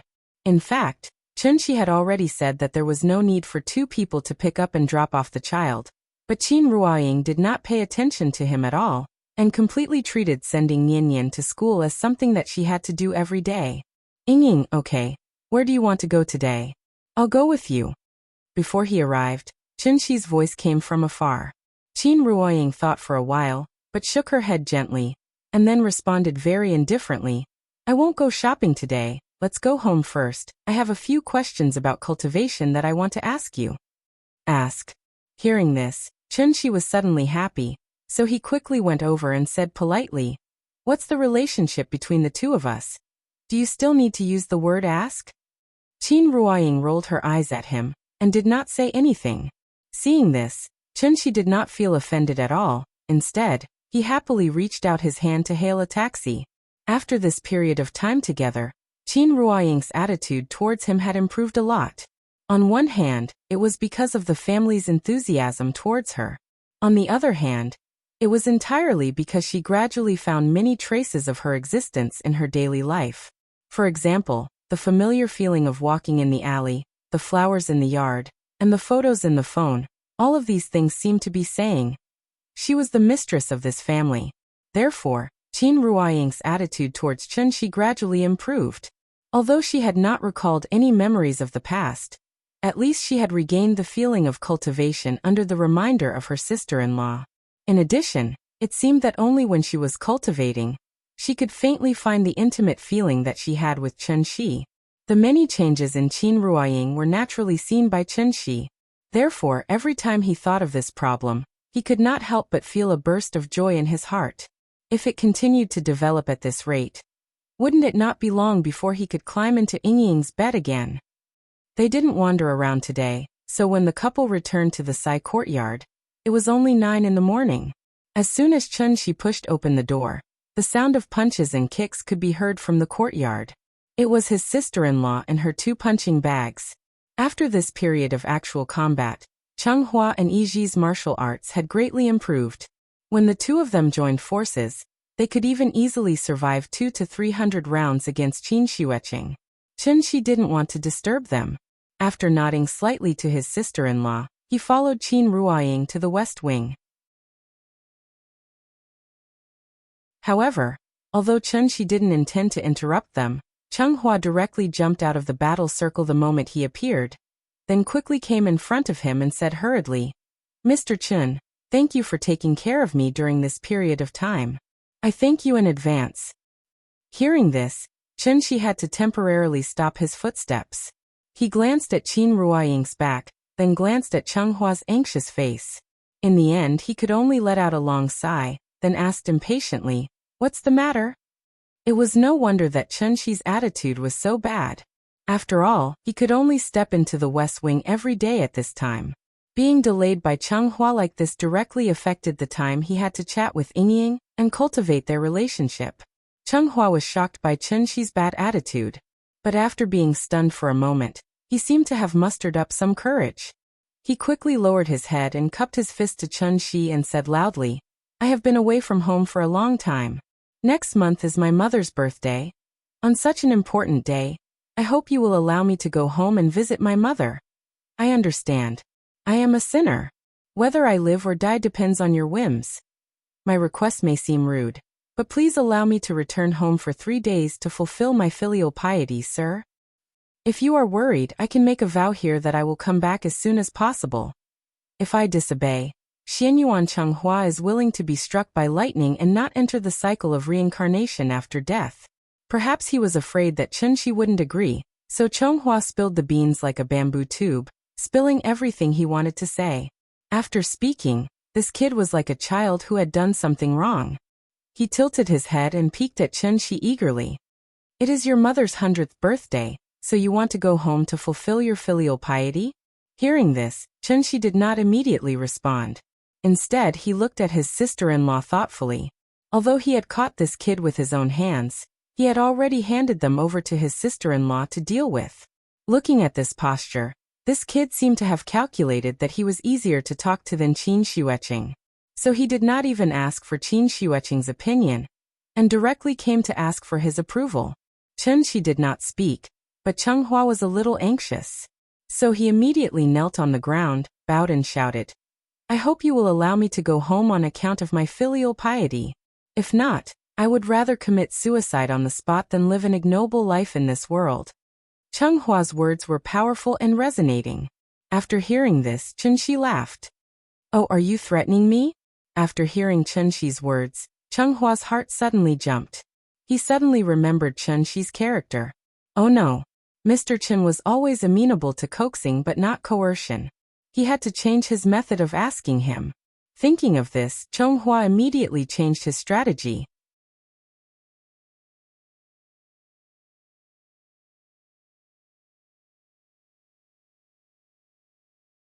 Chapter 504.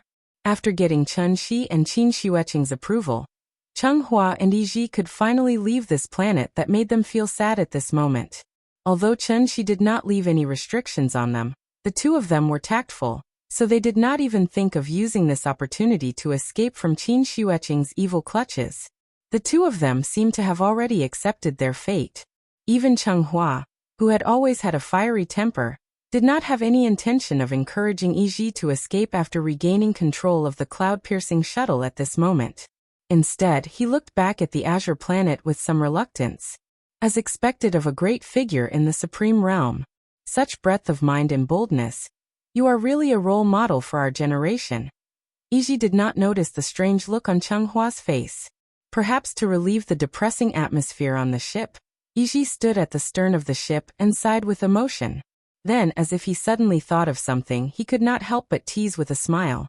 "Cheng Hua, let's hide in the heavenly market enclosure, shall we?"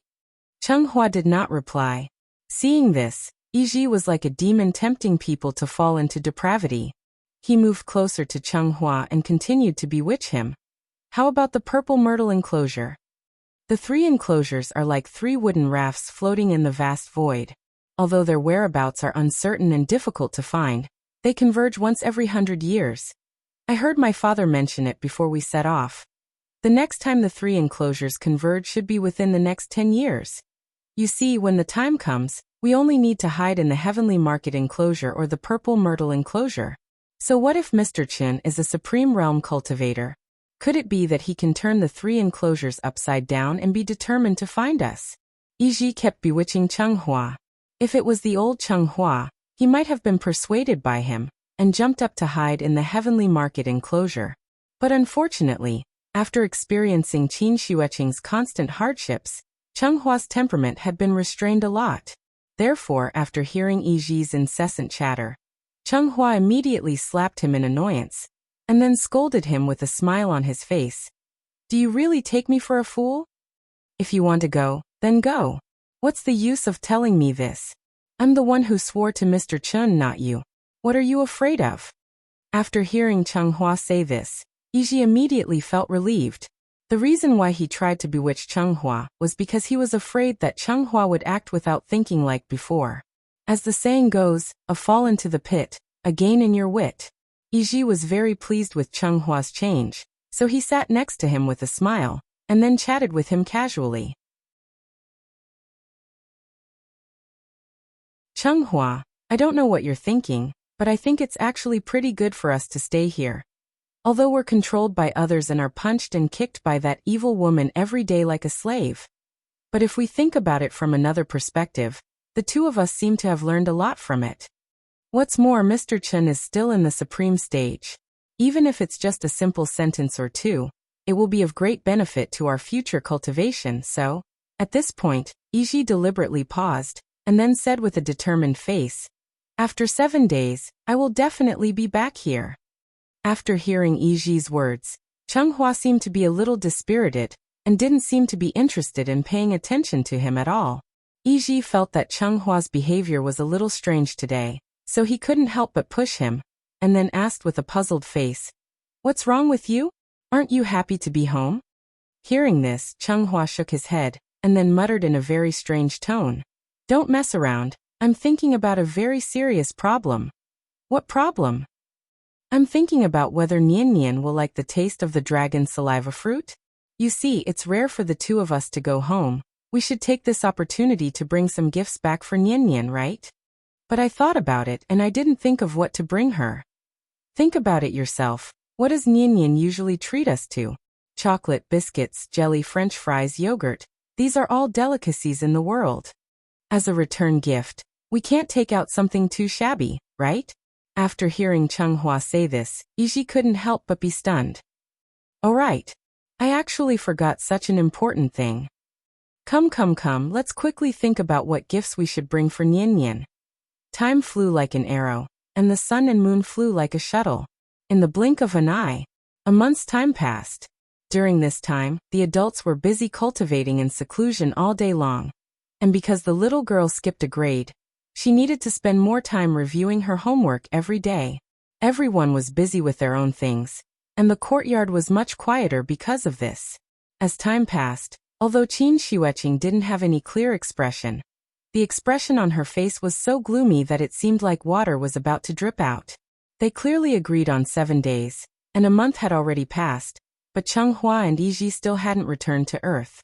Were these two brats playing with her like a monkey?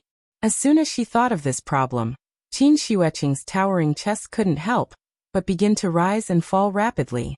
After enduring for a full month, she couldn't bear it anymore. Therefore, Qin Shiueqing found Chen Shi and wanted to borrow a xingcha from him.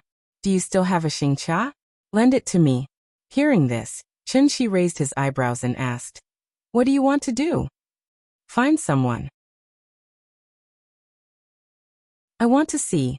Can they hide to the ends of the earth? Seeing Qin Shiueqing gnashing her teeth in anger, Chen Shi suddenly laughed. I think they might be delayed by something. Don't worry, it's only been a month. Wait a little longer, there's no rush. How about this if they don't come back by next month? I'll find time to go to Supreme Palace enclosure again, and I'll definitely catch the two of them for you, okay? After hearing Chen Shi's promise, Qin Shiueqing finally withdrew the idea of going to Supreme Palace enclosure. Then, like an inflated blowfish, she angrily returned to the East Wing room. It couldn't be helped, his sister-in-law's temper was just that bad. If Chen Shi really gave her a xingcha, she would probably immediately go to Supreme Palace enclosure to find Cheng Hua and Yiji to reason with them. His sister-in-law was furious, but Chen Shi didn't seem to care too much. This was because he believed that Cheng Hua and Yiji would never dare to trick him. After all, the name Mr. Chen. Now, even if it was at Supreme Palace enclosure, it could be considered a golden signboard. Come. Wonderful book house. Come.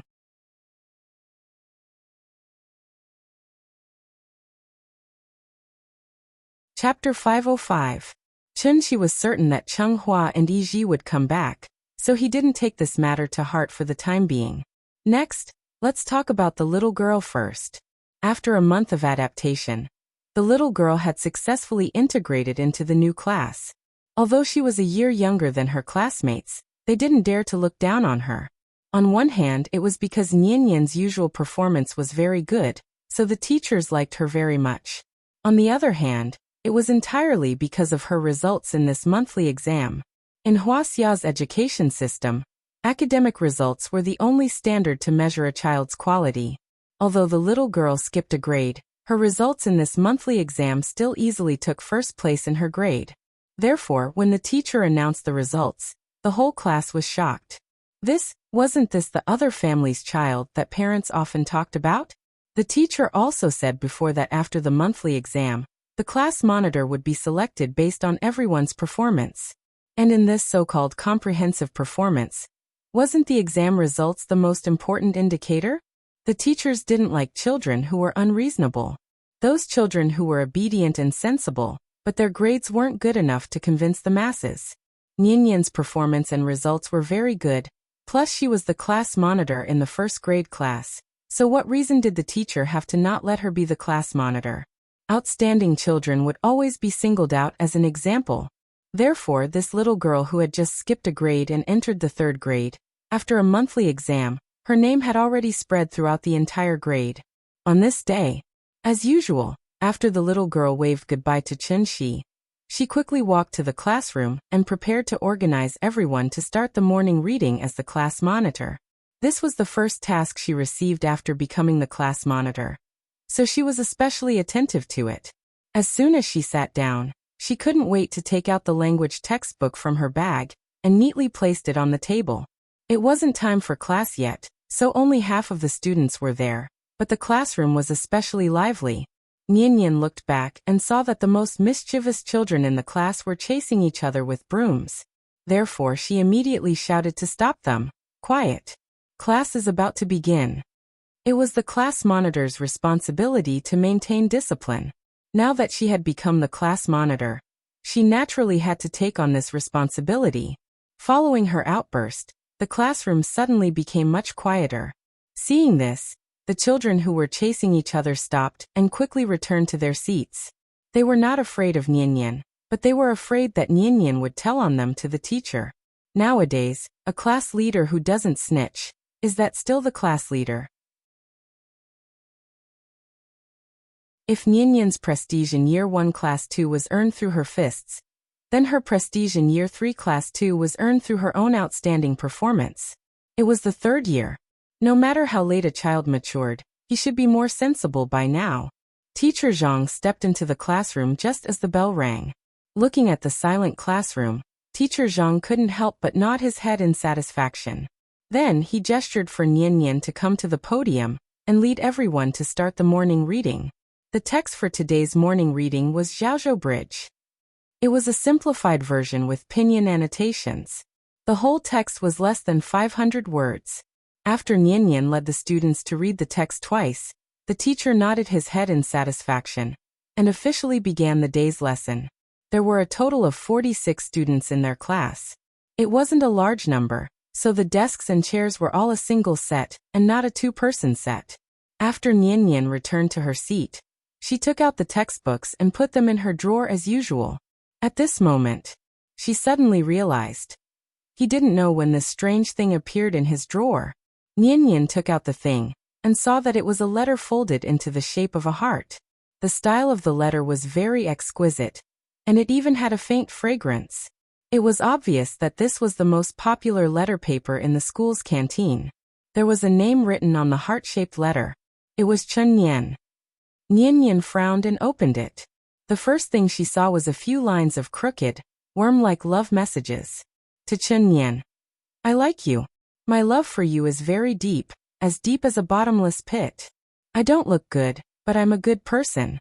I'll give you a gift right away. Can you tell me your QQ? And where is your home? My body won't go with you, but my heart will go anywhere with you. Moi heart, heart, heart, heart. Of course, this was the translated version. There were many wrong words in the original text. The child who wrote this didn't seem to know how to write love. After writing it wrong several times, he directly drew a lot of hearts on it. This was a love letter? Nian expressionlessly read the contents of the letter. Then, as if nothing had happened, she directly tore the letter that carried the strong love of others into pieces. No one, including the teacher, noticed anything strange about her. She was silent like this, as if she suddenly had something on her mind. In fact, Nian already knew what a love letter was and what it meant. But she never thought that one day, she would also be the one to receive a love letter. Then there was a problem. When faced with such a situation, what should she do? Should she tell the teacher, or should she tell her father? It was probably because the writer had forgotten to sign the letter. So she didn't even know who wrote this strange love letter. What should she do? What should she do? The little girl had something on her mind, so she was obviously a little muddle-headed for the rest of the day. Finally, the crisp and melodious school bell rang. After the teacher assigned the homework for the day, the little girl uncharacteristically rushed out of the classroom with her bag. She ran as fast as she could. Soon she ran to the school gate. Then, through the school gate, she saw her father standing in the crowd and waving at her. Unlike the teacher, she almost instantly noticed the strangeness on the little girl's face. So he immediately walked out of the crowd and squatted on the ground, smiling and motioning her to come out. Dad.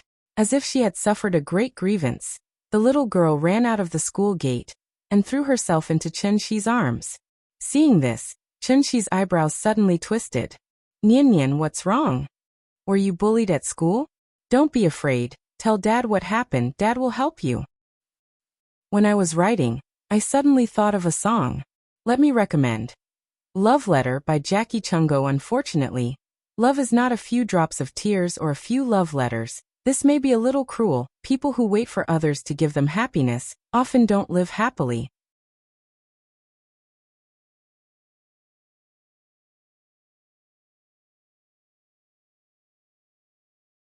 However, just as Chun-Shi was about to reprimand her, the little girl seemed to have suddenly thought of something and replied calmly, I tore up the letter. Torn? Chun-Shi was stunned. Then he took the little girl into his arms and laughed excitedly. My youngest daughter is sensible. Well done. Well done. MD. He had long heard that children nowadays were very mature. But he also did not expect to think that children nowadays would mature to such an extent. Nian Nian was only a little over 7 years old. Although she had skipped a grade and her classmates were generally 1 or 2 years older than her, they were still only 8 or 9 years old children. Don't you want to watch cartoons anymore? Not playing Mobile Legends? Actually had the leisure to come and flirt with his daughter? Fortunately, Nian Nian did not let him down. If it were not for the many parents at the school gate, Chun-Shi was afraid that he would be so excited that he would shout to the sky. Well done. Chun-Shi was very satisfied with the little fellow's way of dealing with it. But on second thought, he could not help but feel a little worried. After all, the problem of puppy love was more serious than being unable to adapt to skipping a grade. Looking at the cute little girl in front of him, Chun-Shi could not help but feel a little lost. How should he put it? In Chun-Shi's eyes, Nian Nian was simply a child who did not even show any gender characteristics. Children were children. Children were not differentiated by gender. But now, someone had actually started to write a love letter to Nian Nian. Although Nian Nian tore the letter, this could only treat the symptoms and not the root cause. In fact, Chun-Shi was very clear in his heart. As the child continued to grow up, Nian Nian's charm would only increase. Just like Ying Ying in the past, the grown-up Nian Nian only needed to stand there, and it should be enough to attract the attention of all the opposite sex nearby.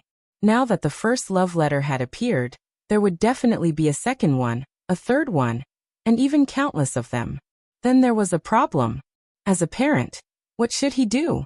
Even when he was besieged by the 4 immortals, Chun-Shi was not so nervous.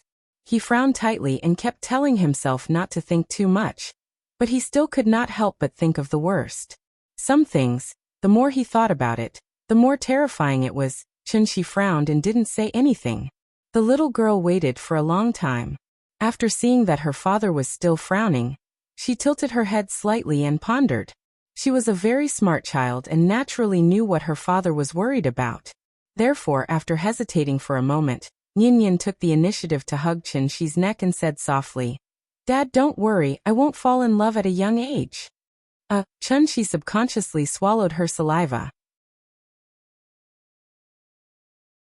He was still hesitating on how to bring it up, but he did not expect the little girl to take the initiative to mention this issue. A child who was just over 7 years old actually discussed the topic of puppy love with her parents. Such a scene, just thinking about it, would feel a little awkward and strange. Nian Nian, do you know what puppy love means? I know, there used to be a lot of people in our class who fell in love at a young age, but I didn't tell the teacher. Really? Chun-Shi was shocked. Obviously, the class that the little girl mentioned was the first year, second class. A first-year child learned how to fall in love. What was going on with this world? It had to be said that Chun-Shi's worldview was greatly impacted. But on second thought, he was a little relieved. The situation should not be as serious as he thought. After all, the information on the internet was too advanced now. The amount of information that children could obtain was far more than children in the 80s and 90s. Naturally, they would know more than children in the 80s and 90s. Falling in love was a popular word at the moment. Children were very curious, so naturally, they would learn this slightly novel way of getting along with each other from various channels. Coupled with the special nature of the school environment, it was not surprising that there were many young couples in a class under the vicious influence of spreading rumors.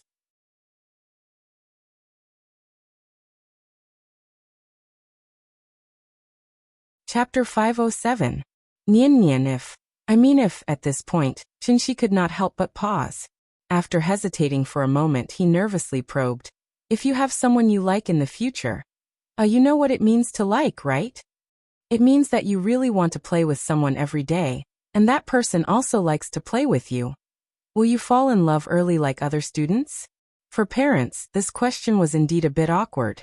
Children were not sensible. Their understanding of early love was naturally very different from the understanding of early love of adults. In fact, for children under the 4th grade to fall in love early, at most it was a hazy good feeling. And this kind of good feeling was very easy to change. The child today liked A, tomorrow it might be B, and the day after tomorrow it might suddenly like C, who got first place in class. If A, B, and C were seen as toys, it was naturally easy to understand this problem. Children were both curious and liked to explore at the same time. Therefore, when encountering this kind of thing, it was best for parents not to be too agitated to the extent of going overboard. Correct guidance was the best way to solve the problem. As the saying goes, it is better to let go than to block. Chenxi tried to use a hypothetical method to let the little girl understand the disadvantages of early love. But what he did not expect was, as soon as he said his hypothesis, the little girl directly shook her head and then replied with a firm expression. No, I won't like anyone, and I won't fall in love with anyone. Hearing this, Chenxi could not help but ask, are you so sure? Why? Because they are too stupid. I don't like to play with them. Looking at the little girl's expression of disdain, Chenxi suddenly understood. So she thought that her classmates were too stupid, so no one could enter her eyes at all? Although Wenwen and Mingming are also very stupid. But they have always been my best friends, so I don't dislike them. Also, I know what it means to like. If puppy love means two people are together all day long, then if I play with Wenwen and Mingming every day, isn't that also early love? We're not dating. We're good friends. So, Dad, your example is wrong. After hearing his daughter's reasonable rebuttal, Chenxi couldn't help but be speechless. But on second thought, it was as if he had heard something happy. After laughing and shaking his head, he stretched out his neck and kissed the little fellow's face heavily. Mwah. The little fellow was preoccupied with expressing her views on puppy love. Suddenly, she was ambushed by Chenxi and immediately forgot what she was going to say next. Daddy, you're so annoying. After saying that, the little thing buried its head in Chenxi's shoulder, seemingly a little shy. Silly child, are you shy now? After today's conversation, Chenxi finally realized Nian Nian was really starting to grow up. Time is always relative. Now let's rewind time to 1 month ago. After a period of hurrying, Chenghua and Yiji successfully arrived at the Supreme Palace enclosure on the 3rd day after they set off. Chenxi didn't have the habit of showing off in front of children, so the two of them didn't know that Chenxi had caused a ruckus in the Jade Clear Grotto heaven. They also didn't know that the Tuoba family had suffered heavy losses because of it. As the instigators of all this, the two brats only had the chance to visit home after leaving home for almost a year. Thus, just as the cloud-piercing shuttle flew into the sky above Ning province, Yiji couldn't contain his excitement anymore. He jumped off the cloud-piercing shuttle and flew as fast as he could to the Dongfang family. He had already discussed with Chenghua beforehand. Everyone would go back to their own families and find their mothers. 3 days later, they would meet here and head back to Earth together. The 3 great families of Ning province were the Xianyuan family, the Dongfang family, and the Tuoba family. In terms of status, the two of them actually had very high positions in their families. But it was also because of this that the pressure they faced far exceeded that of their peers. Chenghua could be used as an example. His father was Genrio, one of the 8 great elders of the Xianyuan family. Since he was one of the 8 great elders of the Xianyuan family, Genrio's cultivation naturally wouldn't be weak. In reality, Genrio, who was in the early stage of soul formation, was already more than 800 years old. Immortal cultivators had long lifespans, but when it came to bearing children, they were far inferior to mortals. As the saying goes, the unseen world has its own will.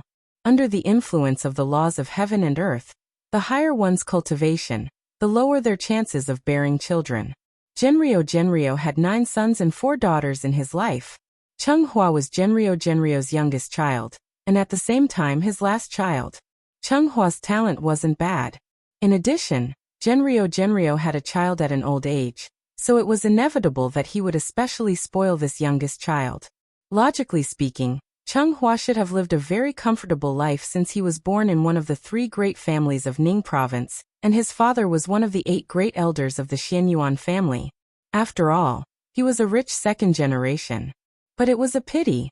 Reality was always slightly different from what outsiders imagined. In reality, Chunghwa's life wasn't good at all. Chunghwa's mother was called Zhang, and she came from a small family in Ning province. Because of her outstanding appearance, Genryo made an exception and took her in as a concubine. What needed to be understood here was how long a cultivator's life was. If one didn't have someone to accompany them on the long road, wouldn't their life be very lonely? Because of this, cultivators usually viewed status as extremely important. Even though Xianyuan Yuanliang had countless women, other than his first wife, First Madam, the only one who had a proper status with him was the second Madam, Madam Zhang. From this, it could be seen that Zhang was definitely not someone to be trifled with. However, although Zhang's methods were powerful, she was still a woman, so there were many things that Zhang couldn't decide. For example, Chunghwa's eldest brother always used the excuse of training as an excuse to often throw Chunghwa into an extremely dangerous place, and left him to fend for himself there. And this was the fundamental reason why Chunghwa dared to recklessly enter the Tianshu ruins later on. As a mother, Zhang saw everything, but she couldn't think of any way to help her son, who asked Chunghwa to only have one big brother left. Both of them were flesh and blood. In addition, his eldest brother always had a reasonable explanation. So Genryo wouldn't help his youngest son at all. Instead, he would think that his eldest son did the right thing. No matter how noble their birth was, cultivators would face all kinds of unexpected difficulties and crises in their lives. If they could make it through, it would be an opportunity. If they couldn't make it through, it would be fate. Everyone was already used to this. Chunghwa should have had many brothers and sisters. Unfortunately, most of his brothers and sisters had fallen. Now, only the powerful 5th brother and 8th sister, who had already married into the Dongfang family, were left. Genryo didn't want to be sad, so from the day Chunghwa was born, his 5th brother became the eldest brother, and his 8th sister became the second sister. Under normal circumstances, siblings should help each other and complement each other. Chunghwa's family was an exception. If one had to use a word to describe the relationship between the 2 brothers, then this word must be, like strangers.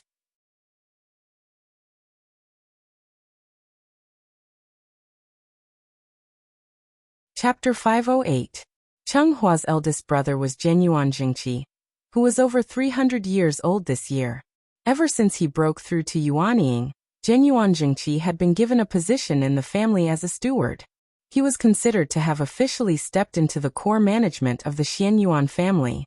It was important to note that any child with the blood of one of the 3 major families in their veins, regardless of whether they were from the main family or the side family, had to work hard to gain the family's approval. For anyone in the family, status had to be fought for. Since Genyuan Jingqi was able to step into Yuanying at the age of 300, at this rate, as long as nothing too big happened in the future, he would definitely have the opportunity to successfully inherit Genryo's legacy and become one of the 8 elders. What were the 8 elders? They were second only to one person and above everyone else. Seeing that his eldest son was so promising, Genryo naturally hoped that his youngest son could be as outstanding as his eldest son. Thus, after Chunghwa was born, Genryo handed over the task of educating him to Genyuan Jingqi. And this was the beginning of Chunghwa's tragedy. Genyuan Jingqi didn't seem to like this little brother of his. After all, they weren't born from the same mother. When Chunghwa was still an infant, Genyuan Jingqi used the excuse of cleansing his meridians to soak Chunghwa in all sorts of strange potions. He even called it a medicinal bath. Zhang had secretly investigated this so-called medicinal bath. Based on the dregs of the medicine left behind, she could roughly confirm that the medicine inside was poisonous. Because of this, Zhang didn't hesitate to have a big argument with Genyuan Jingqi. She always felt that Chenghua's half-brother had ulterior motives. He might want to murder Chenghua, so she didn't want Genyuan Jingqi to get close to Chenghua. Zhang originally wanted to use this opportunity to completely drive Genyuan Jingqi away from Chenghua. Who would have thought that when Genrio heard about this, he would only ask Genyuan Jingqi to show her the ancient book that recorded the formula of the medicinal bath, and then mercilessly scolded her. This ancient book was painstakingly obtained by Jingqi from the Jade Clear Cave Heaven. I have already checked it beforehand. The herbs used in the book seem to be poisonous, but in fact the principle of using poison to fight poison is used. Therefore, the effect of the medicine is better than ordinary herbs. Zhengqi is my child, and so is Chenghua. Since they are brothers, why would Jingqi hurt Chenghua for no reason? I think you are measuring the heart of a gentleman with the yardstick of a villain. Don't blame me for not reminding you. Chenghua's talent is slightly better than Jingqi's.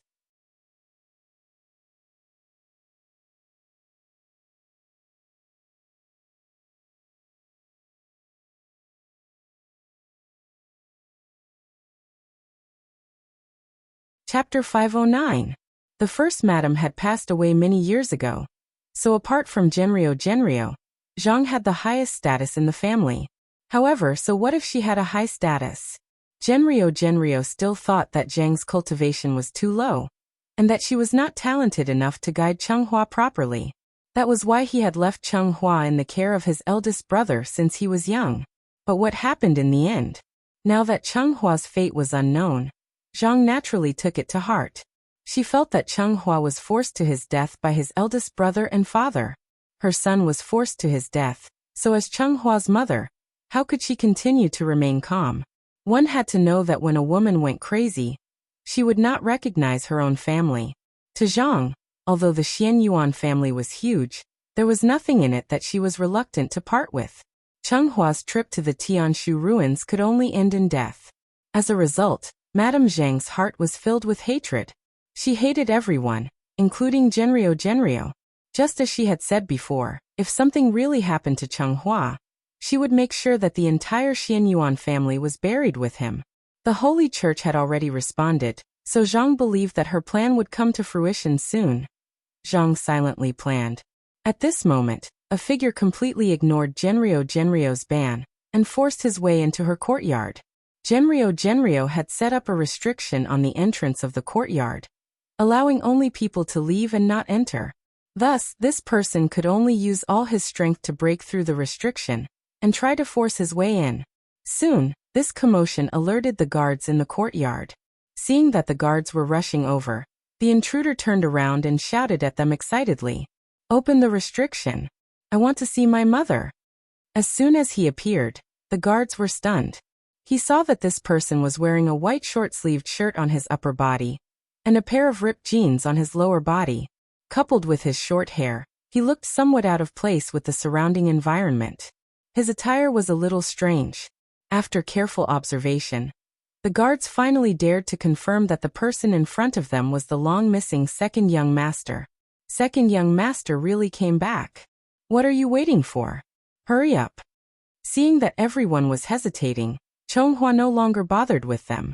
He looked around and found that the secret key to open the restriction was on one of the guards' waist. He walked over to the person and snatched the key. The guard instinctively wanted to stop him, but he was instantly intimidated by his fierce glare. How could this person not be the second young master? Seeing Chenghua swagger into the courtyard, the guard in charge of keeping the secret key seemed to have suddenly thought of something.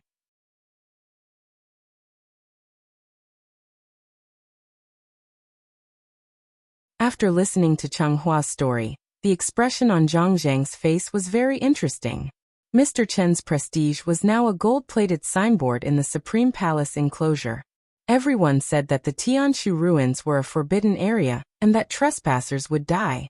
Who would have thought that Chenghua not only did not lose his life after trespassing into the Tianshu ruins, but also profited from the disaster and formed a good relationship with Mr. Chen. Mother, you might not understand. Mr. Chen did not accept me as his disciple. He only let me live in his house. When he was free, he would give me a few pointers. In order not to worry his mother, Cheng Hua concealed most of the facts. He did not mention Qin Xueqing at all, so Zhang Zhang mistakenly thought that he had been accepted as a disciple by Qin Shi. Even if it was only a few pointers, it was still pointers from Ji Zun. Mr. Chen is a peerless master who can defeat the 4 perfected masters alone. Hua, you've bumped into a great opportunity. Zhang Zhang was very excited.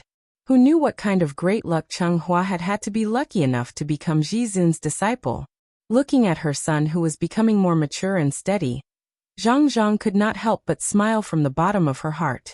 But immediately after, she seemed to have suddenly thought of something terrible, and a trace of worry flashed across her eyes. Cheng Hua's return was indeed a great thing. But what should she do with the Holy Church? Unilaterally break the contract? Would she dare? Thinking of this, Zhang Zhang's heart could not help but sink, and she instantly became a little worried. Cheng Hua was immersed in the joy of reuniting with his mother, so he did not notice the strange look on Zhang Zhang's face. He thought that Zhang Zhang was blaming him for trespassing on the Tianshu ruins, so he was thinking of something to say to make his mother happy. But at this moment, there was a sudden commotion outside the courtyard. A large group of people was seen hurrying towards Zhang Zhang's room. The leader was Genrio. Other than Cheng Hua's elder brother, Genyuan Zhengqi, who was with him, there was also the current head of the Xianyuan family, Xianyuan Wuang.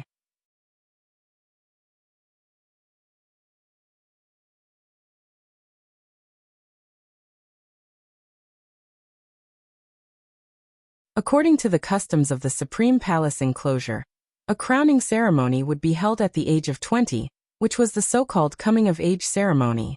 Before the crowning ceremony was held, juniors like Cheng Hua did not even have the right to step into the ancestral hall of the clan.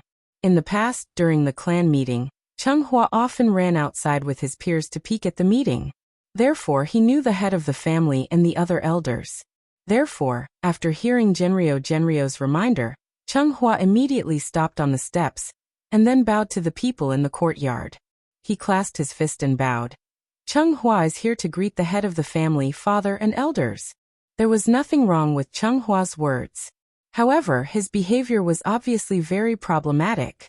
In front of the head of the family as a junior, how could Cheng Hua not kneel? This was a great crime of disrespect. Genrio saw all of this, but as a father he could only be anxious at the side and did not dare to say anything to remind him. Could it be that he had to remind the head of the family to punish Cheng Hua for his great disrespect? Genrio was very anxious in his heart. That was because he did not know that Cheng Hua had changed. Cheng Hua had been by Qin Shi's side for too long, and had also lived for a long time in modern society. Therefore, unknowingly, Cheng Hua's understanding of this world had undergone a great change. The two of them are also human, everyone is equal. It's just a meal, what's the big deal? Come, sit down and eat together, try my cooking. Qin Xueqing did not allow the two of them to take half a step into the inner courtyard, but Qin Shi opened his mouth and let the two of them directly sit at the dining table. This was just a small matter, but this small matter left an extremely deep impression on Cheng Hua. From the daily diet to the leisure time, Qin Shi's every move affected him, and Yi almost all the time. The reason why they did not notice anything unusual in the past was that the two of them had not returned to the Supreme Palace enclosure yet. It was also because of this that when Cheng Hua returned this time, he realized that he seemed to be somewhat out of tune with the things around him. It was not that he did not know etiquette. It was purely that he did not want to kneel. Why are you kneeling? Stand up. Haven't you heard that men have gold under their knees? Stand up straight for me. At this moment, Cheng Hua's mind was filled with a myriad of thoughts. So much so that he even started to miss Earth. Xianyuan Wuang did not know what Cheng Hua was thinking. Moreover, he did not know what Cheng Hua was thinking at all. Yuan Liang, lead the way. Let's talk somewhere else. Xianyuan Wuang came here today with a purpose, so he did not want to waste too much time on these trivial matters. At his command, the master let Genrio lead everyone to sit in the main hall of the courtyard one by one. After that, in front of everyone present, Cheng Hua repeated everything he had just said to Zhang. His reaction was more or less the same as Zhang's. After everyone heard that Cheng Hua had been living in Mr. Chen's house all this time, the expressions on their faces were as interesting as it could be. After Cheng Hua roughly recounted his experience, he stood to the side and quietly waited for the master to ask questions. After pondering for a while, the master frowned and asked softly, "In other words, Mr. Chen has already taken you in?" It was no wonder that everyone understood this. After all, the Supreme Palace enclosure was not Earth. Other than Chen Shi, who would take a captive in their own house and provide them with good food and drinks. Master, Mr. Chen did not take me in as a disciple. He just let me live in his house and gave me a few pointers when he was free. Cheng Hua tried his best to explain. Hearing this, Xianyuan Wuwang replied with a look of sudden realization. "I think it's because your cultivation levels are too low. Mr. Chen was afraid that you two would embarrass him, so he didn't give you a master and disciple status. If that's the case, you really can't claim to be his disciple." As soon as this was said, the 8 elders suddenly seemed to have figured something out. They could not help but nod in agreement. "Master, you're right." Seeing that this misunderstanding was getting bigger and bigger, Cheng Hua hesitated for a moment, but in the end he forced himself to swallow the words that had already been on the tip of his tongue. Anyway, there was nothing wrong with being Mr. Chen's disciple. Since everyone had to understand it this way, he could only let it be.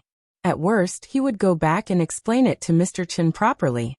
Anyway, he did not use Mr. Chen's name to swindle people everywhere. Cheng Hua believed that he had a clear conscience, so he did not dwell on this issue any longer.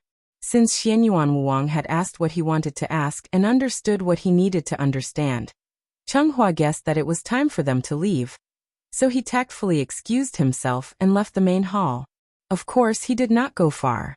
Instead, he waited silently outside the house so that he could send the elders off later. Cheng Hua stood outside the door and waited, bored to death. However, at this moment, his name suddenly rang out in the main hall. "Yuanliang, you really have a good son. This child is called Cheng Hua, right? What are his birth characters? Is he betrothed now?" "Coincidentally, I have a niece. She's 16 years old and has yet to be betrothed. I wonder, Yuanliang, are you willing to become my in-laws?" At that moment, Cheng Hua felt as if a basin of cold water had been poured over him from head to toe. Before Genrio could even open his mouth to reply, he rushed into the main hall as if he had been electrocuted. Then in front of the master he shouted at everyone, "No!"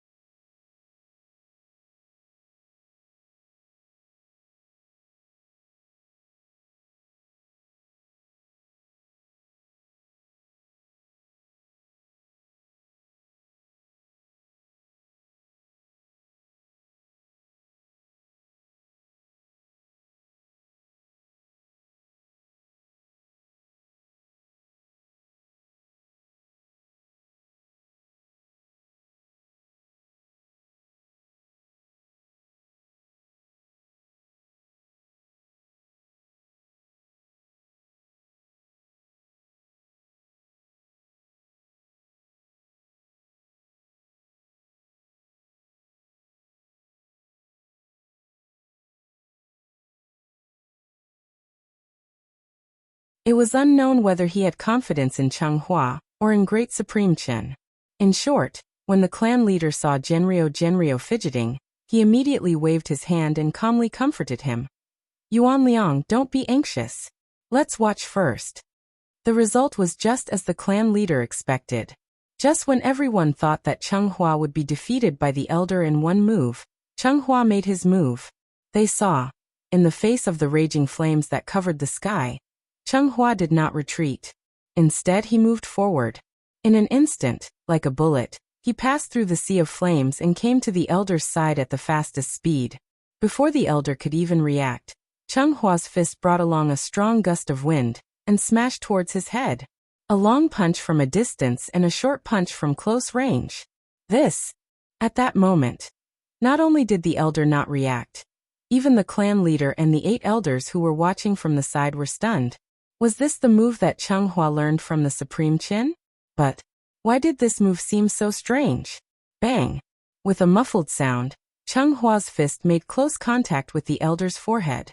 Chung Hua had been preparing for this punch for a long time. Previously, when he stood still, he seemed to be careless. In fact, he had been observing the elder's aura and flaws. Lang Fanyin? The name sounded nice, but the move was flashy and impractical. Although the flames in the sky looked scary, the real threat to Chung Hua was the long saber hidden in the flames. Therefore, Chung Hua only needed to find the path of the saber and successfully avoid it. Naturally, he could easily come to the elder's side. As a result, under everyone's dumbfounded expression, Chung Hua's fists were like a storm, crazily smashing on the old man's protective shield. Bang! Bang! Bang!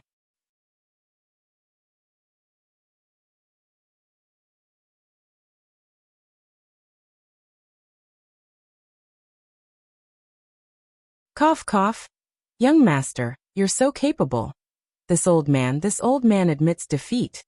Looking at the expressionless Chung Hua, the old man hesitated for a moment before shaking his head with a bitter smile. This was an arena competition. Methods such as self-detonating his golden core and burning his blood essence could not be used. Therefore, the moment the protective shield was broken, the old man had already lost the chance to make a comeback. Unless Chung Hua was willing to give him time to adjust his breathing and wait until he was ready to fight again. Otherwise, if he continued to hold on, what awaited the old man was destined to be humiliation. Thank you for letting me win. Hearing the old man admit defeat, Chung Hua cupped his fists and bowed to him, then slowly walked down the stage. When the audience below the stage saw Chung Hua come down, they immediately divided into 2 lines and made a VIP passage for him.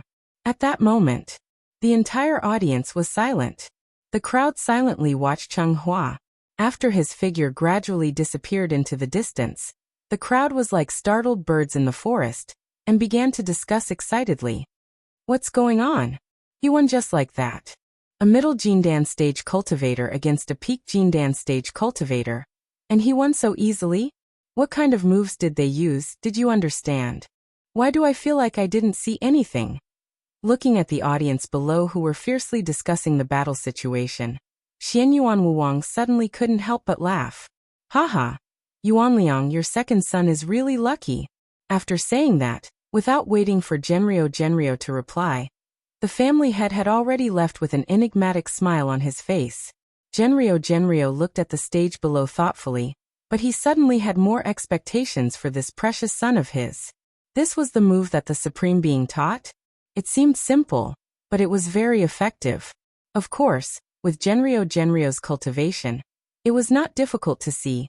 Chung Hua's victory in this competition was mainly due to the point of winning by surprise.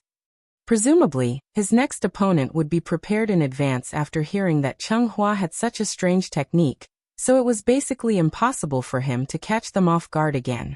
He didn't know what kind of surprise Chung Hua would bring to him in the next competition. Thinking of this, even Genrio, who had always been serious, showed a faint smile at this moment.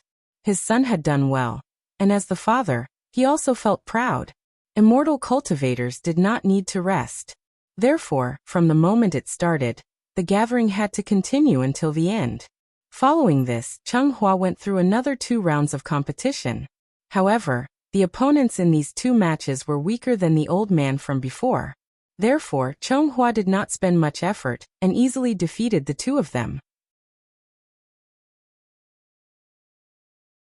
By noon the next day, most of the weaker cultivators had been eliminated, and the competition officially entered the white-hot stage.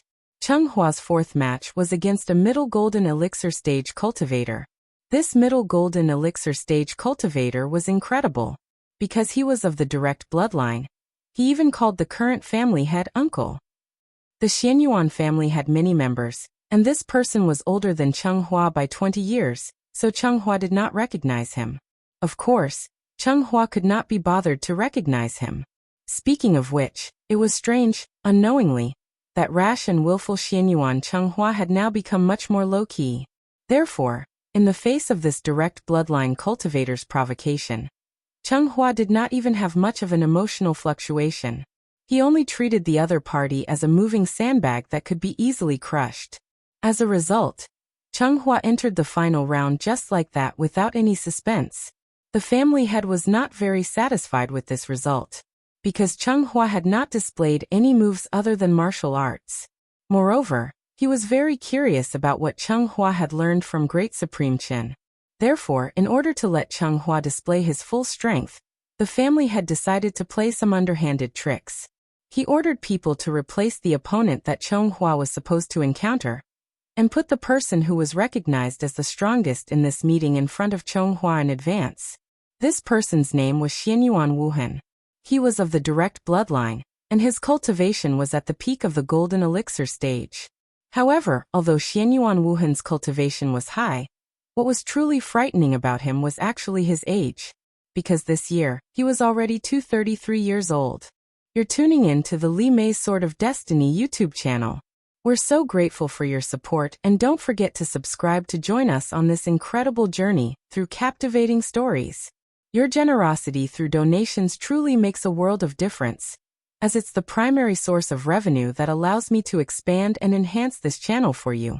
Thank you from the bottom of my heart for being a part of this adventure.